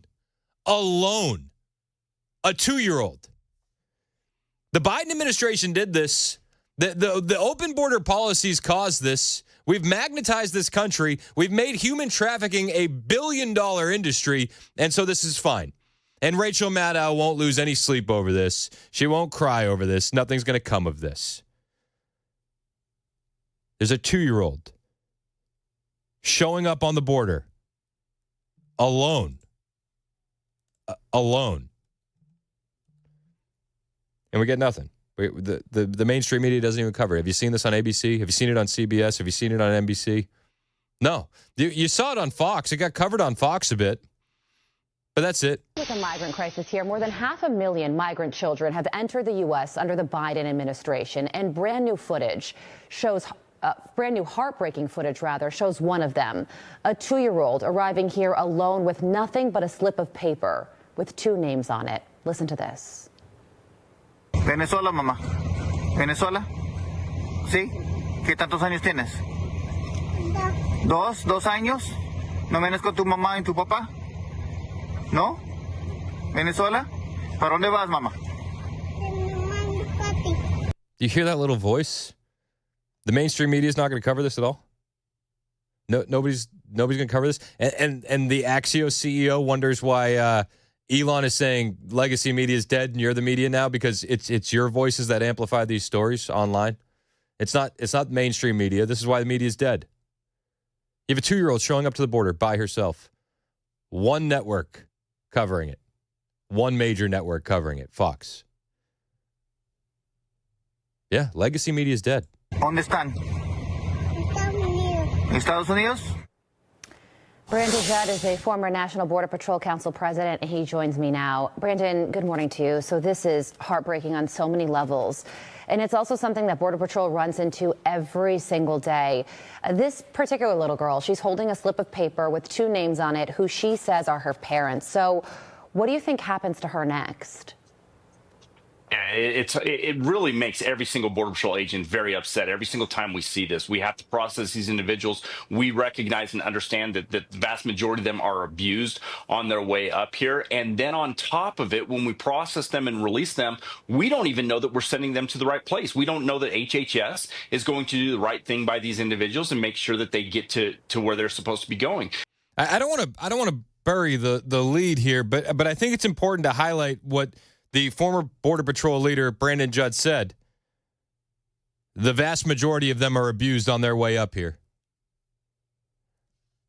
500,000 kids, unaccompanied minors, coming to the border under Biden-Harris. We just saw a video of a 2-year-old showing up to the border alone with a note and a phone number scribbled on it. And the former Border Patrol leader, Brandon Judd, said on TV, the vast majority of these kids are abused on their way up here. Was the 2-year-old girl abused on her way up here? She very well could have been. Very well could have been. When you release her, are you going to be releasing her to her parents? We're not sure. We're not sure. That's the state of our southern border. A 2-year-old. I have a 2-year-old. What kind of parent would let their 2-year-old go to the border alone? It's really ridiculous. It's disgusting. And we used to be better than this. We used to be better than this.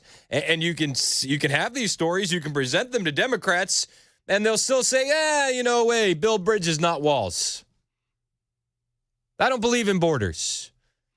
I don't agree with these deportation efforts. And you're seeing that all over the place. The Denver mayor, the mayor of Denver, Mayor Johnson, he's talking big tough, and he said he's willing to go to jail to block deportations. He said this during an interview over the weekend. I would certainly protest it, and I would expect other residents would do the same.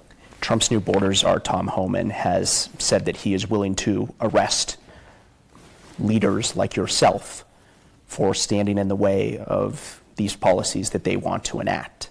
Would you be willing to go to jail for these things? Yeah, I'm not afraid of that. Not afraid of jail, says the Denver mayor, to stand in the way of deportations. Listen, dude, you're just enabling these criminal networks to thrive with your open border policies. You're enabling them to have safe harbor with your sanctuary city status. It's ridiculous. You're willing to go to jail? I hope you do, actually. I hope you do.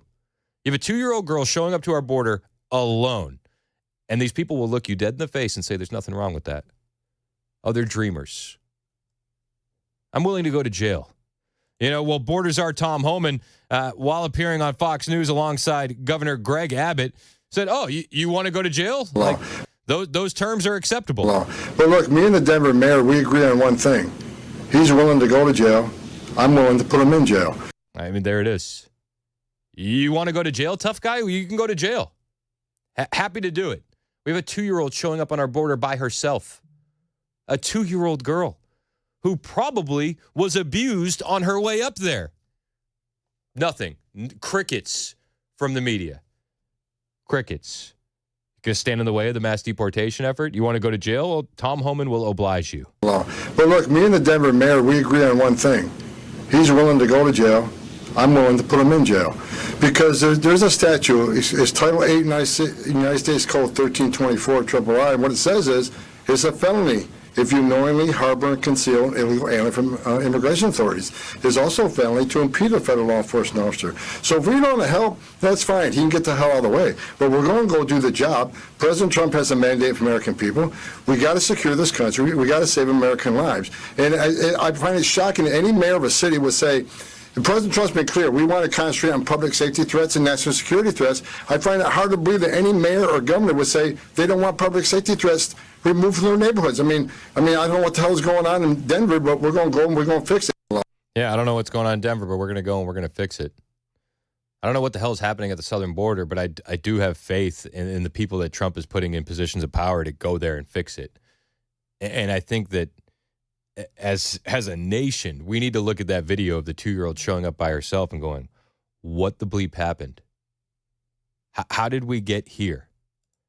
And to a point where nobody's going to talk about it. Nobody's going to talk about it. Oh, the Denver mayor, he's tough guy. He's going to stand in the way. He's going to stand in the way of mass deportations. Okay. I mean, hey, this is your city, right? This is Denver, Colorado. Arrest of a man for sex assault on a 14-year-old. 20-year-old Jesus Alberto Pereira Castillo was arrested for sexual assault on Tuesday.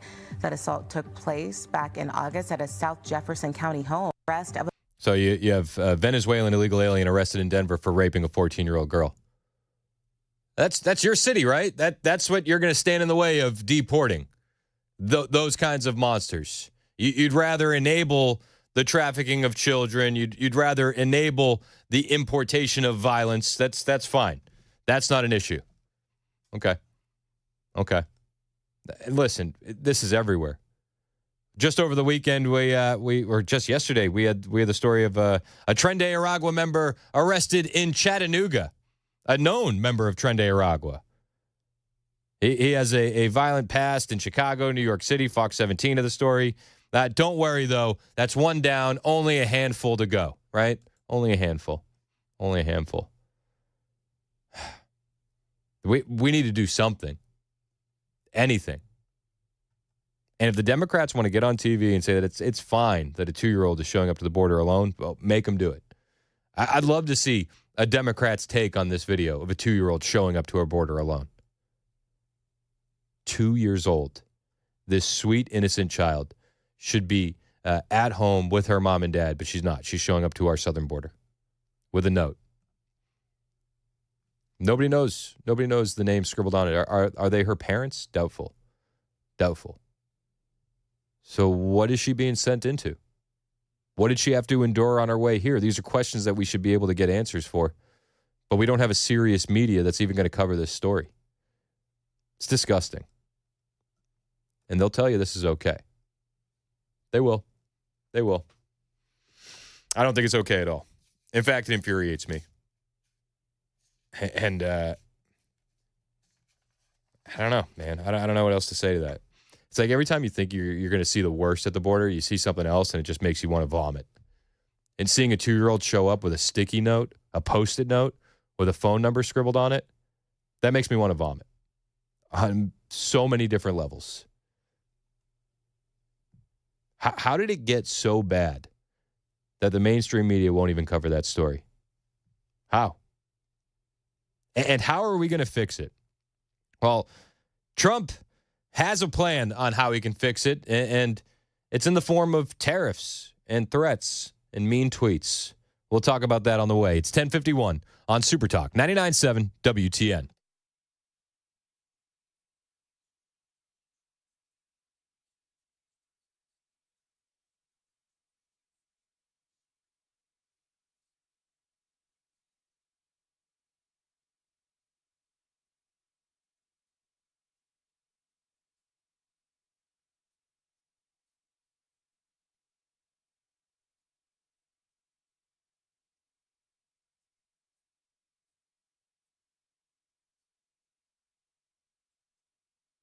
Hey, what's up, guys? It's Matt Murphy in the middle of downtown Franklin, Tennessee. We've talked so much about Savory Spice. I thought, why not show you the place? So let's go on in and see what's popping at Savory Spice. As I've always said, you will smell the spices even before you walk in. I can smell them right here in the doorway. Come on in and let's introduce you to the one and only Holly who is the owner and proprietor of Savory Spice. Say hey, Holly. Hello, everyone. Now, enough about Holly. Let's talk about spicy and easy products like the incredible taco soup, which, as I said, you put this in a crock pot, you put all the ingredients that it tells you to buy right there, you put the spices in, and it's so easy. So if you don't know what you're doing around the kitchen, it's a perfect way to find your way around the kitchen, as is the Mediterranean dill risotto. Now, for the holidays, pumpkin pie spice. What doesn't it have, Holly? Pumpkin. Doesn't have any pumpkin in it. That's a fun fact for all of you kids out there. Now, if you stop by Savory Spice, either in the Franklin location or at L&L Market, you can get yourself a sample of the dill dip, which is my absolute favorite. Just tell them Matt Murphy sent you to Savory Spice with purchase now. So come by Franklin or L&L Market in Nashville and come see Holly and the entire crew at Savory Spice.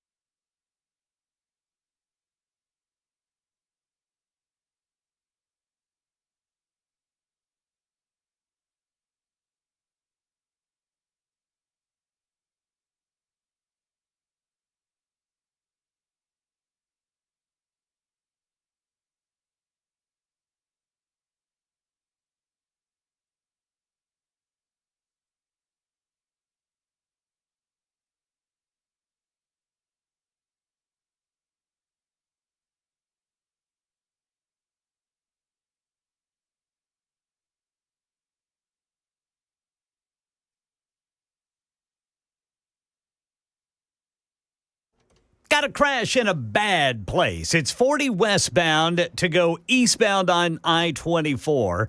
The right lane of the off-ramp is blocked.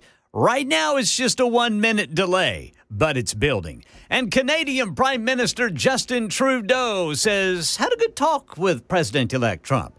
Called him 2 hours after the tariffs threat. We'll tell you about it at 11 on Super Talk 99.7 WTN. You got to love the tariffs threat. You got to love mean tweets getting back in the ecosystem. That mean old Trump. You got to talk to him.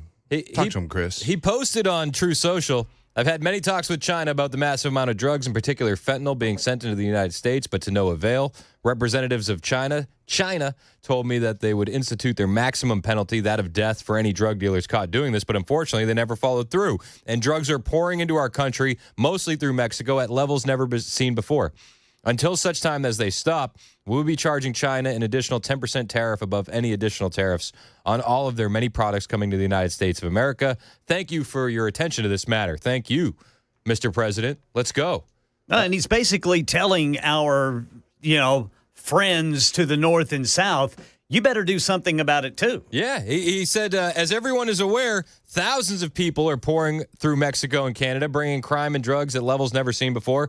Right now, a caravan coming from Mexico, composed of thousands of people, seems to be unstoppable in its quest to come through our currently open border. On January 20th, one of my many first executive orders, I will sign all necessary documents to charge Mexico and Canada a 25% tariff on all products coming into the United States and its ridiculous open borders. This tariff will remain in effect until such time as drugs, in particular fentanyl, and all illegal aliens stop this invasion of our country. Both Mexico and Canada have the absolute right and power to easily solve this long simmering problem. We hereby demand that they use this power, and until such time that they do, it is time for them to pay a very big price. And as Ken mentioned in his tease, Justin Trudeau had a very, very productive phone call after that post. Weird.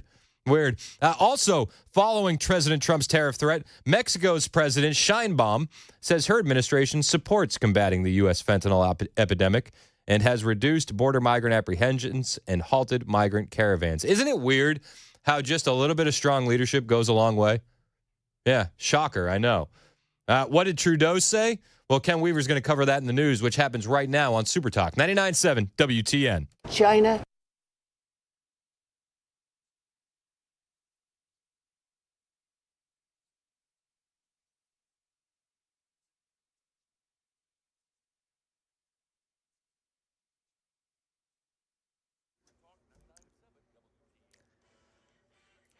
Eleven o'clock on the dot. I'm Ken Weaver with your top stories. Again, we got that crash. It is 40 westbound to go eastbound on I-24.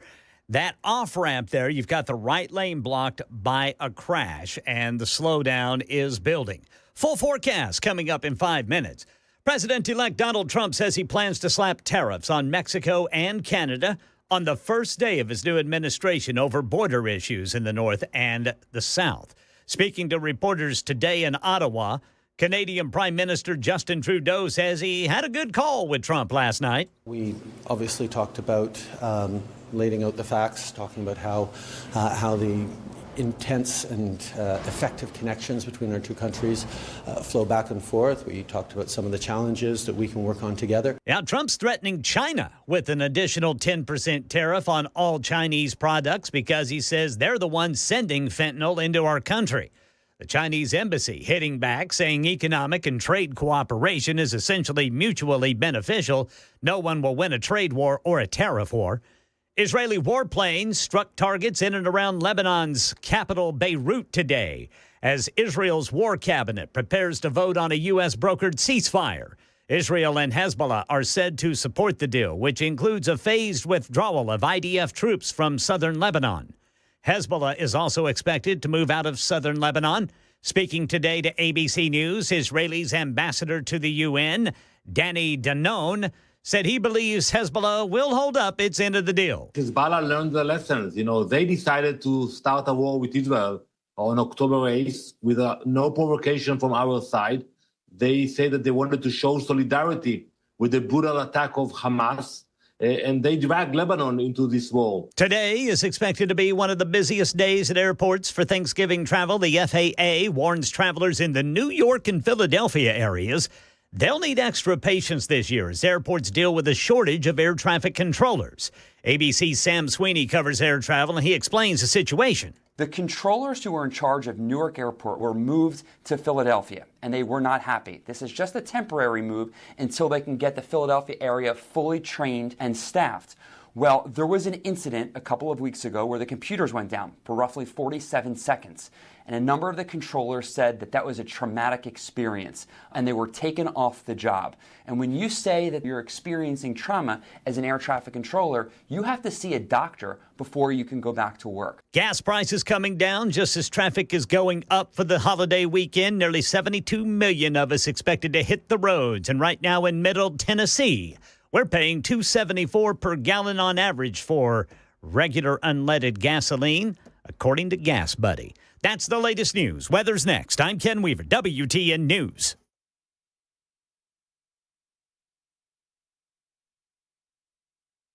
The Guaranteed Offer is the easiest way to sell your home. It's really simple. We bring you an all-cash offer. You close in as little as 21 days. No home inspections, no lock boxes, no open houses. Go to markspain.com to get a guaranteed offer and start packing.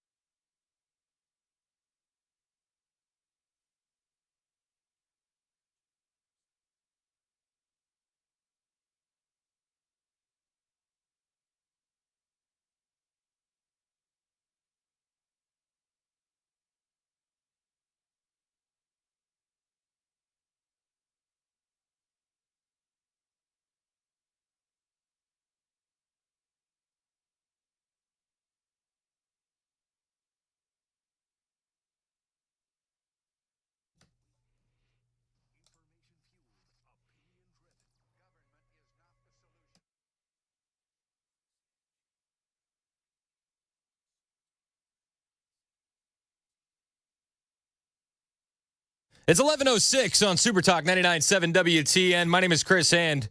We've been talking about the wide open southern border where a 2-year-old showed up by herself with a sticky note with a phone number scribbled onto it. Mainstream media is not covering it. Mainstream media doesn't cover the border seriously at all. And it's disgusting. You actually have mayors saying that they're going to get in the way of the deportation effort via the Trump administration. Denver's mayor said he's willing to go to jail to block deportations. That's nice. Border czar Tom Homan said that's fine. Your terms are acceptable. I'll gladly send you to jail. Good. It's not just the Denver mayor. It's not. There's other mayors too that are jumping in there, and they're willing to use taxpayer funds to defend illegal aliens. This is Frederick, Maryland Mayor Michael O'Connor announcing that he's going to use taxpayer money to pay the legal fees of illegal aliens facing deportation. In many regards, this election cycle did not go as I had hoped. In response to Trump's national immigration policies, Frederick Mayor Michael O'Connor pledging to carve out space in his local budget for a legal advocacy fund, which would use tax dollars to pay undocumented immigrants' attorneys' fees as they fight deportation. I love how this guy says, it didn't go the way I wanted. It went the way the American people wanted, actually, the election. And you're going to use taxpayer funds to help illegal aliens fight their deportation case. The Democrats don't understand that they put illegal aliens over American citizens, and the American people said, yeah, no, that's a hard pass. That's a hard pass. I wish we would have this same energy, the Democrats would, when it comes to unaccompanied minors showing up at our border. Could we use some taxpayer dollars to find out why a 2-year-old showed up at our border alone with a Post-it note? Can we use some taxpayer dollars figuring out where she's going? What human smuggling network brought her here? Can we do that? I would appreciate that. I would. It's disgusting. And then Trump says, until we get this stuff settled, we're gonna be charging more tariffs on Mexico, Canada, China. And almost instantly, leaders of those countries go, oh, yeah, dude, we're totally going to work with Trump. It's wild what strong leadership will do. Canada's Prime Minister, Justin Trudeau, the mayor of Canada, he said, hey, I had a good call with Trump, and we're going to get this fixed. This is literally what he said. Bonjour tout le monde. I had a good call with Donald Trump last night again. We obviously talked about laying out the facts, talking about how the intense and effective connections between our two countries flow back and forth. We talked about some of the challenges that we can work on together. It was a good call. This is something that we can do. Yeah, it's something we can do. It's something that you could have done a long time ago on both fronts. It's not just Canada. It's Mexico. This is something both countries could do. Stem the flow of illegal immigration. They haven't. Justin Trudeau openly admits it's something we can do, but they haven't until we got a strong leader back in the office threatening them. A little threats go a long way. Cheap gas, mean tweets. It's not just a meme. It's the reality. You got mayors saying, no, we're gonna fight that as much as we can. We're gonna stand in the way. I'm willing to go to jail, says Denver's mayor. Like, are you kidding me?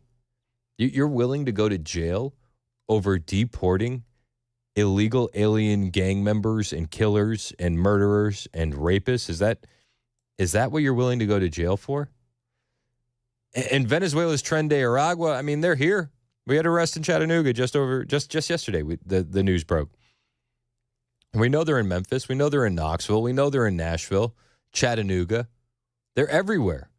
And if we don't get a handle on it, we're going to look like New York. And in New York, Venezuela's Tren de Aragua is now recruiting kids from migrant shelters to join their ranks. We have no fingerprints on file for them. We have no photographs on file for them. We have no prior criminal history on them. They swap out their IDs. We have no way of tracking or knowing who they are when they enter the country. The NYPD's chief of detectives says undocumented criminals as young as 11 years old are carrying out retail robberies and committing crimes on scooters, snatching people's jewelry, watches, and cell phones at gunpoint and knife point. Over 300 incidents last year, more than 800 so far this year. Coming to a town near you if we don't get this problem under control.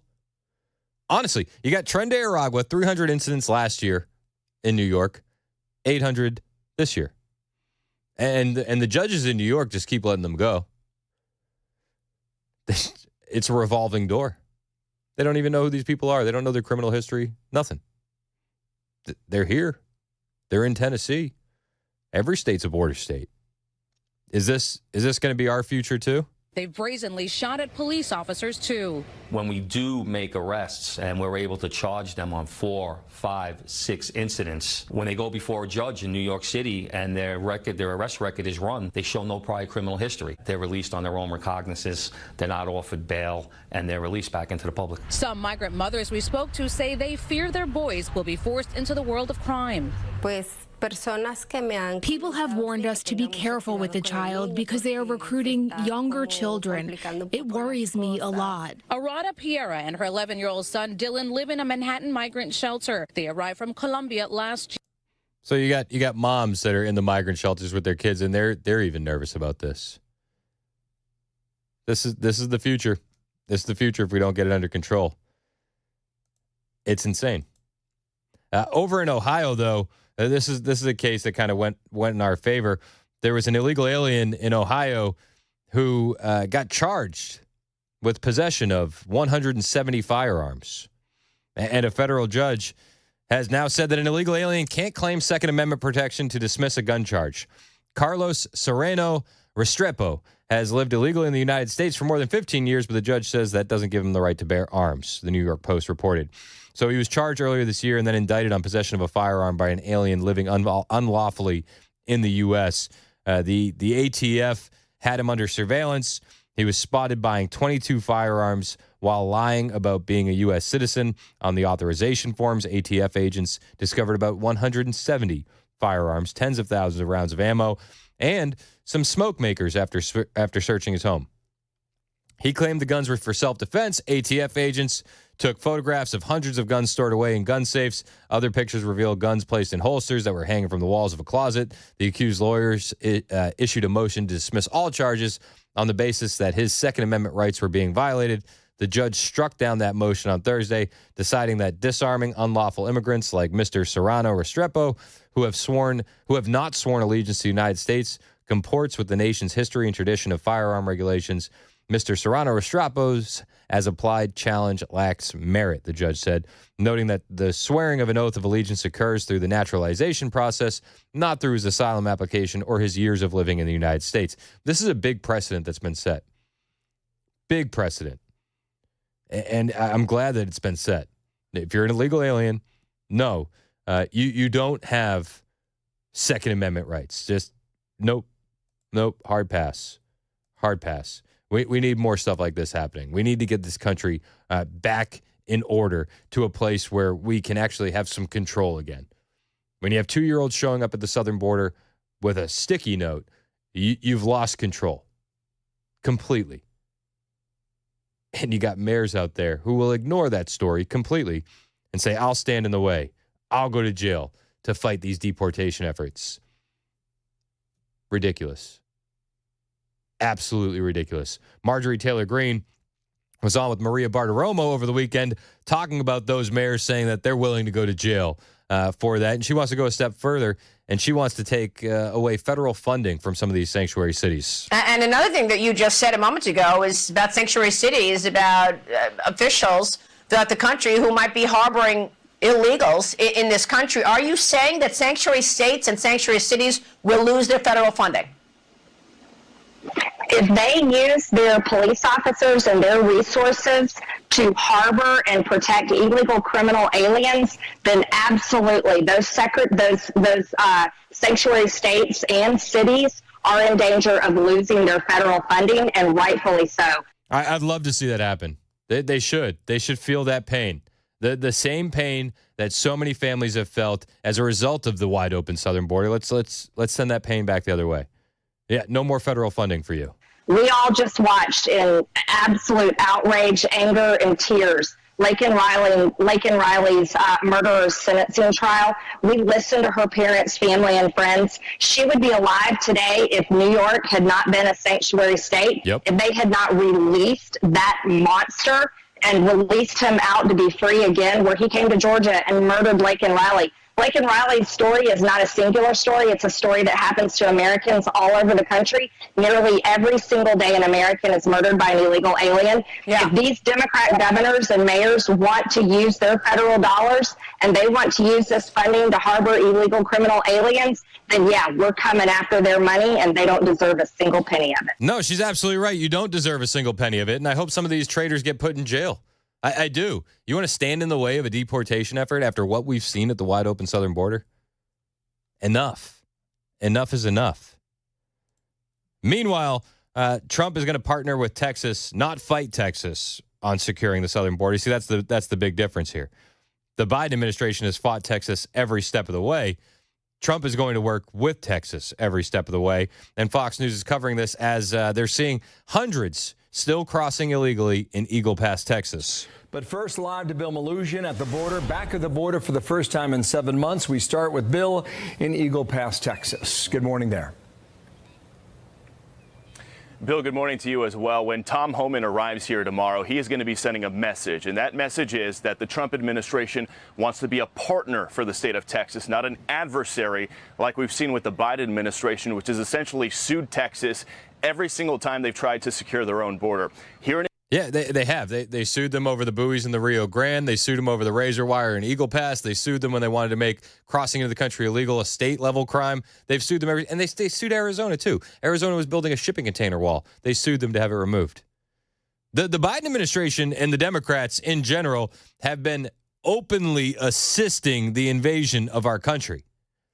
Trump is going to get back in office and say, yeah, enough of that. In Eagle Pass, things have remained very active. Take a look at this video. This was shot right here yesterday by Texas state troopers, which encountered a large group of 200 illegal immigrants that just crossed here. Now, mixed in with that group, look at this, 60 unaccompanied migrant children, some as young as 2 years old. These are tiny little kids who are here with no adults, no guardians, being trafficked into the country by drug cartels and human smugglers. Some of them have little pieces of paper with addresses scribbled on them, places they want to go in the country to reunite with friends or family.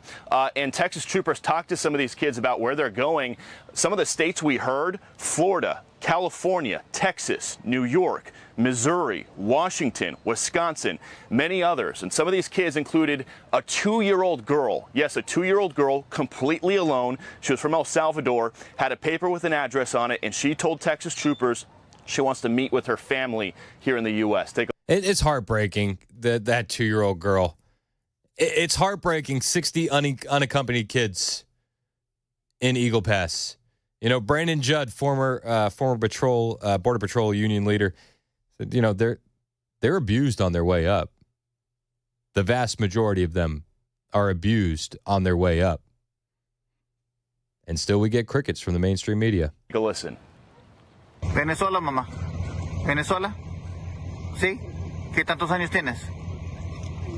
¿Dos años? ¿No vienes con tu mamá y tu papá? ¿No? ¿Venezuela? ¿Para dónde vas, mamá? ¿Dónde están? Estados Unidos. And mixed in with that group of more than 200 people were also this handful of illegal immigrants from the African countries of Mali and Angola, as we continue to see people from halfway around the world showing up here at our southern border. Again, it's not just Mexico and the Northern Triangle countries. They are literally coming from all around the planet.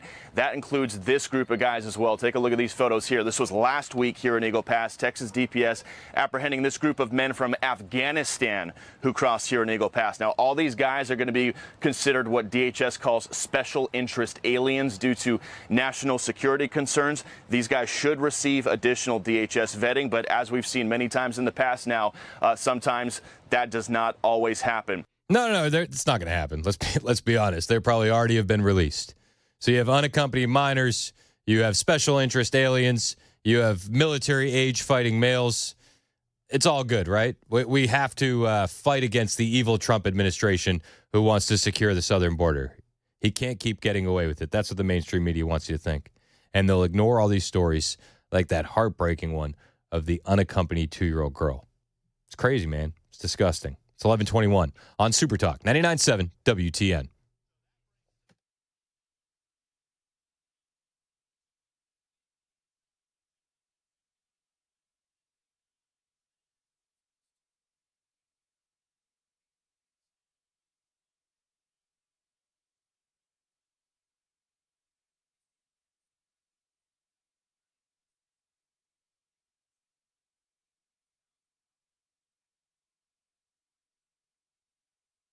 Did you know you're overpaying for your health and wellness products?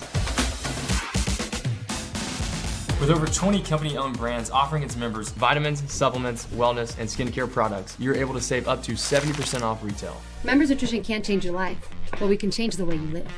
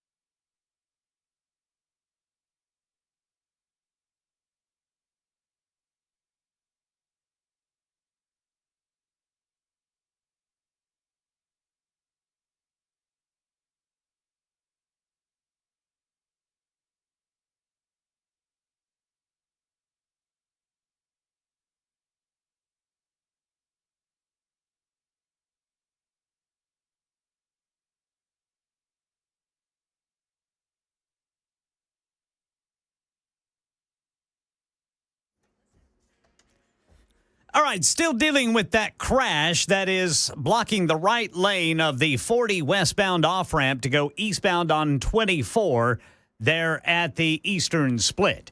Canada's Prime Minister describes the kind of call he had with President-elect Trump over tariffs. And Mexico, or rather Texas, is buying up private property to build a wall along the border with Mexico. Metro Police say get ready to see more cops on foot, in cars, even horseback. That's coming up at 11:30 on Super Talk 99.7 WTN. Thank you, Ken Weaver. 11:26 on Super Talk 99.7 WTN. I posted that video of the 2-year-old showing up to our southern border alone. And one of the comments I got was, yet they crucify the woman whose child walks into town less than a mile. You remember that story? Yeah. Last week? A mom arrested because her what was it, 10-year-old had the audacity to walk around town alone. Yeah, walk to the store. And they made a big deal out of it. They covered that on the news. I wonder if that same news station is going to cover this 2-year-old showing up to our southern border alone. Probably not. Probably not. I wonder if Corinne Jean-Pierre is going to hold a news conference today. Do you think she's going to cry? Oh, it's heartbreaking. Because you know who's going to bring that up. Yeah, our boy Ducey. Let's go. I don't know. I don't know if Corinne's going to do a news conference. She might be trying to burn through some of that PTO as well, like Kamala Harris. PTO. That's what they're doing. They're getting all their vacation days done. In fact, it was yesterday. Corinne Jean-Pierre was asked about Kamala Harris taking time off, and this is how that conversation went. Oh, hang on one second. Let me get my audio up. She was asked about Kamala Harris taking time off. To Hawaii, while DNC staffers are just wondering what they're going to do for work. The vice president has taken time off to go spend time with her family. I don't think there's anything wrong with that. I think she deserves some time to be with her family and to have some downtime. Wasn't she taking days off during the campaign, too? Seems like she was, yes. How much time off does she need? And I would like to remind Kamala Harris, you promised us all these things on day one, but you got 2 months left. You could do it now. You could do it today. Let's fix some things.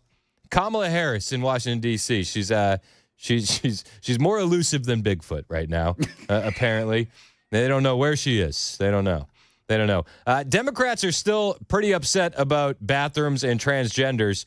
Senator Tammy Duckworth was on CNN's State of the Union, and she said that not allowing men in the women's restroom is disgusting and wrong. Gender member of Congress Sarah McBride was just elected. Republican Congresswoman Nancy Mace is leading the charge to prevent her from using the women's bathrooms.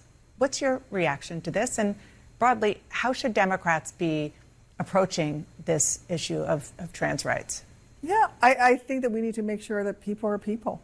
And frankly, I think that we have so much other to worry about. And we have, budget deficits. We have crisis all around the world. We have a humanitarian crisis going on in Gaza.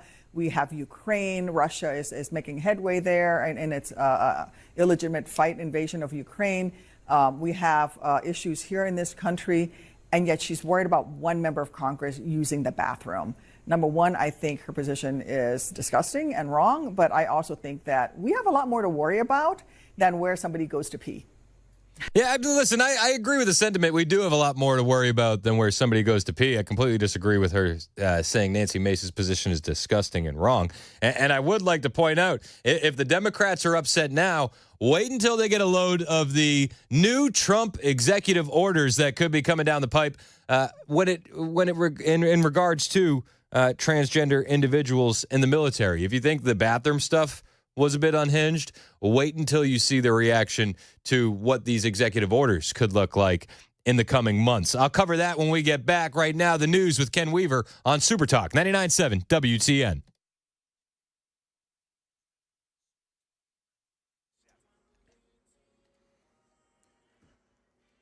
$11:30 on the dot. I'm Ken Weaver with your top stories, and crews still working that crash. It is blocking the right lane of the 40 westbound off-ramp to go eastbound on 24 there at the Eastern Split. Full forecast in 5 minutes. President-elect Trump says he plans to slap tariffs on Mexico and Canada on the first day of his new administration. In a social media post last night, Trump expressing anger over border issues in the South and the North. Speaking to reporters today in Ottawa, Canadian Prime Minister Justin Trudeau said he spoke on the phone with Trump last night. It was a good call. This is something that we can do, laying out the facts, moving forward in constructive ways. This is a relationship that we know takes a certain amount of working on, and that's what we'll do. Now, Mexico President Claudia Sheinbaum says Mexico could retaliate with tariffs of its own, saying her country has done, quote, a lot about illegal drugs and illegal immigration. She claims migrant caravans no longer reach the border. The state of Texas building its own wall along the Mexico border after purchasing a tract of private property. Officials say the former property owner refused to allow the state to build a wall on the land and blocked authorities from patrolling the area. In a news conference along the border today in Rio Grande City, Texas Land Commissioner Don Buckingham said this new wall will improve life for others in the area. It stayed at the height of all of the violence, the top property for trafficking, for people coming across, for drugs, always in the top section. But that will no longer be tolerated. And here in Nashville, Metro Police say they're gearing up for what it calls an enhanced visible presence at shopping hubs starting Friday. They say to expect to see cops patrolling on foot, horseback, in cars, and in the air. Getting breaking news right now, The Hill is reporting that an Israeli Hezbollah ceasefire will start tomorrow morning. That's the latest news. Weather's next. I'm Ken Weaver, WTN News.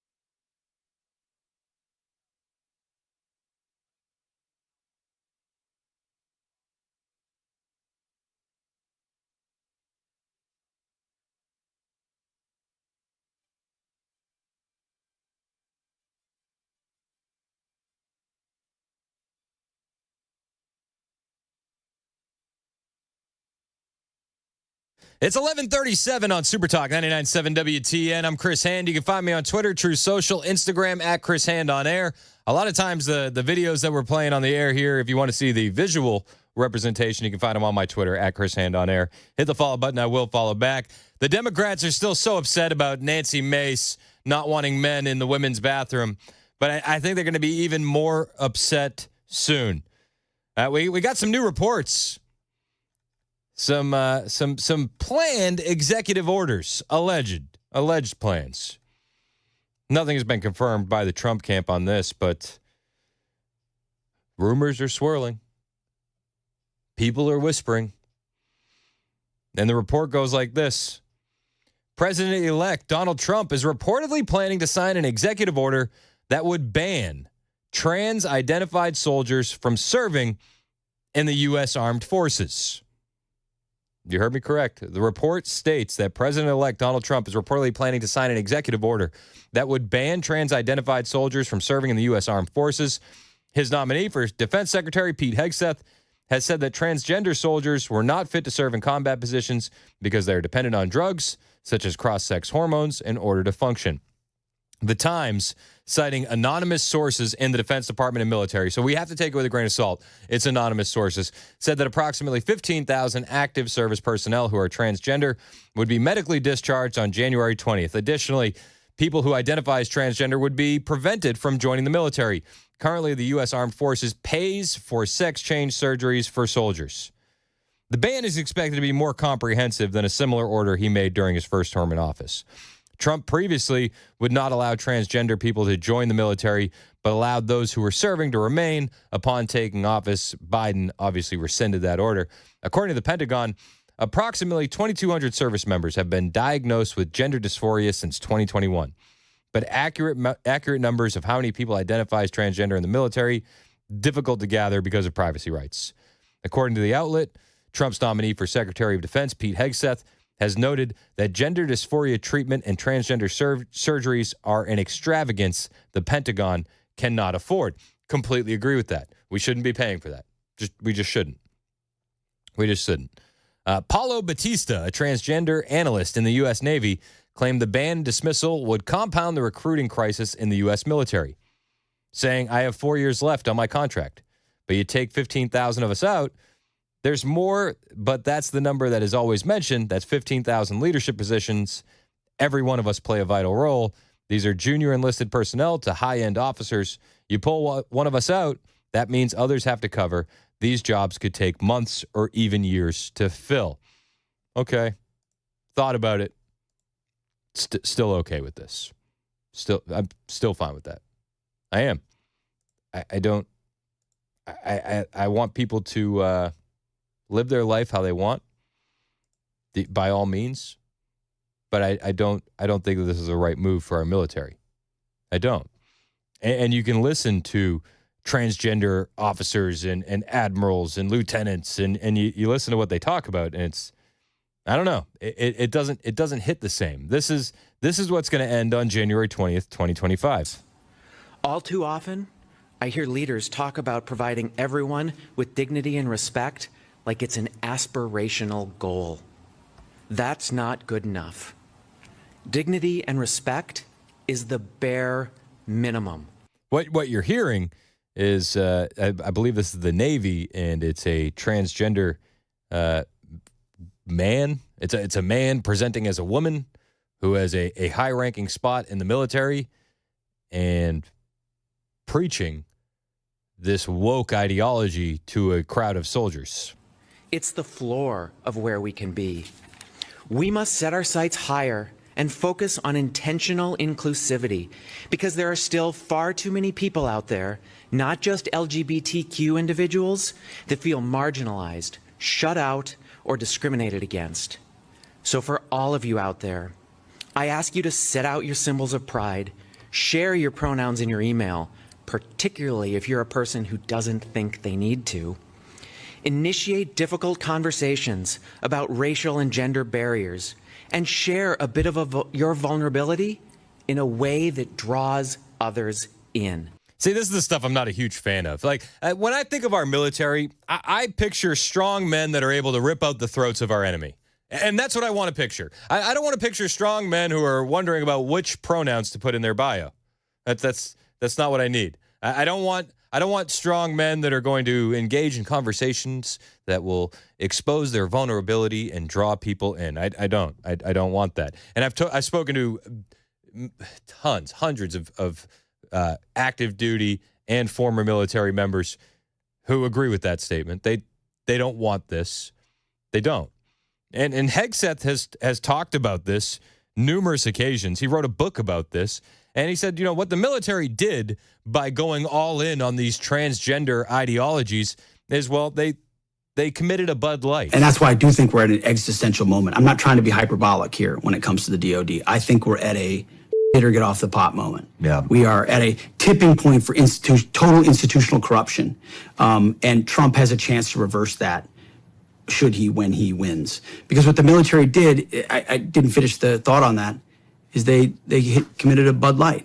Like in search of a non-traditional constituency, they offended their core constituency. That's the line right there that hits.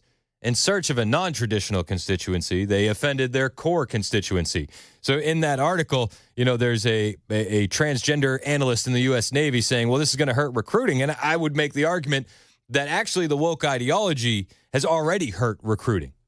And Pete Hegseth makes the exact same point. You went after a crowd, and it caused you to lose the main players. So there aren't enough lesbians in San Francisco to man the 82nd Airborne. Mm-hmm. And in trying to cater to that, they lost the boys from Tennessee and Kentucky and Oklahoma. He's absolutely right. You don't have enough lesbians in San Francisco to cover the 82nd Airborne. And what that ideology did was it drove away a lot of people. Generational military families were like, no, I don't really want my kids to join anymore. They pushed them away with that ideology. The traditional dudes who did it because they loved their country, or they wanted the adventure, or they, wanted to try tough things, or they need an up and out of their community, whatever it is. They're like, if I wanted to do the woke crap, I could go to the local community college. Exactly. If you want to do the woke crap, there's plenty of places to do it. And you drove away that audience. You did. And this is not just the military, too. You can point at the police department. It's been a war on masculinity. And this woke ideology is one of the causes of it. This woke ideology is why recruitment numbers are down. You have trans influencers and drag queen influencers trying to shill for recruitment to the Navy. And it's like, everybody just goes, no, thank you. No, thank you. But Hegseth, on record, being transgender causes complications in the military, and all of this ramped up under Barack Obama. Being transgendered in the military causes complications and differences. And the book kind of lays out the common arguments that those on the left or others make, which are baked in social justice. So it started, we saw it under Clinton with the tinkering of Don't Ask, Don't Tell and the reasons for those changes. And I talked to some of the people involved in when that was changed. But it really started to accelerate under Obama. And you saw it you saw the trans stuff come at the end of the Obama administration. You saw the women in combat come at the end of the Obama administration. It's because they looked around at the bureaucracies that they controlled in Washington, and the one that was that they didn't control. Obama spent a disproportionate amount of time focusing on the Pentagon. They were skeptical of leadership and eventually brought in political appointees and generals who would do their bidding the way they wanted, which, as you know, in a top-down organization, changes the ethos of the whole thing. Yeah, it changes everything. It changes everything. Oh, no, this is going to drive down recruitments if we see this executive order passed, says one transgender Navy analyst. But you can actually look at the data. Pete Hegseth's nomination is causing a surge in military reenlistments. The National Pulse has this story. Our own Senator Bill Hagerty says that, military reenlistment is surging because of the announcement that Pete Hegseth will serve as the Secretary of Defense. You see, having positions like these that are rooted in sanity actually goes a long way. Weird, right?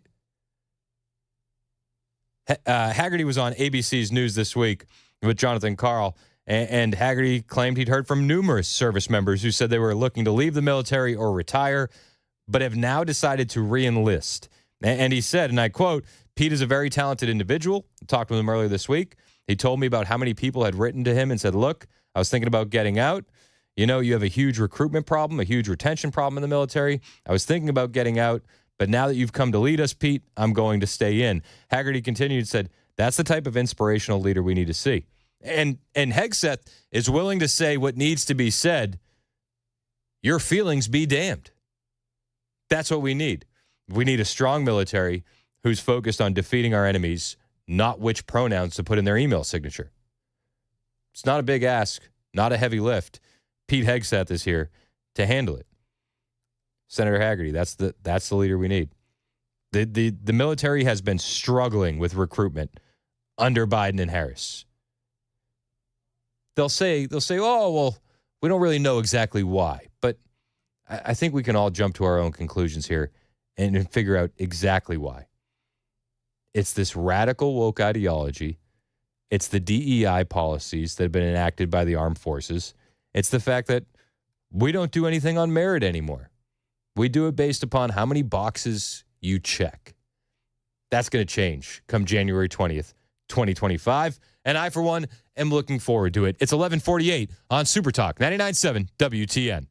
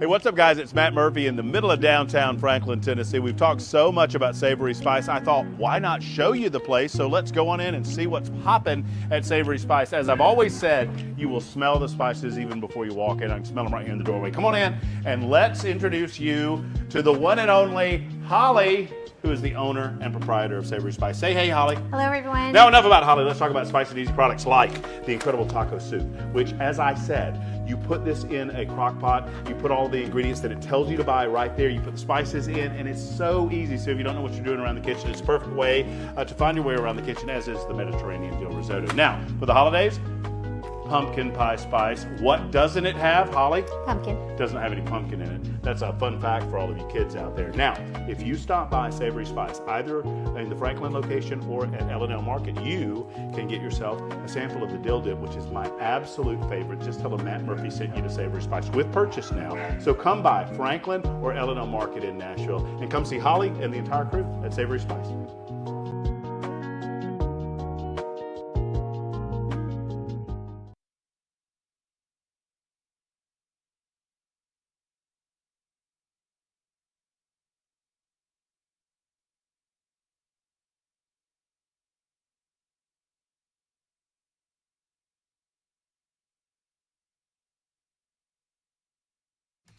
It's 11:55 on Super Talk 99.7 WTN. My name is Chris Hand.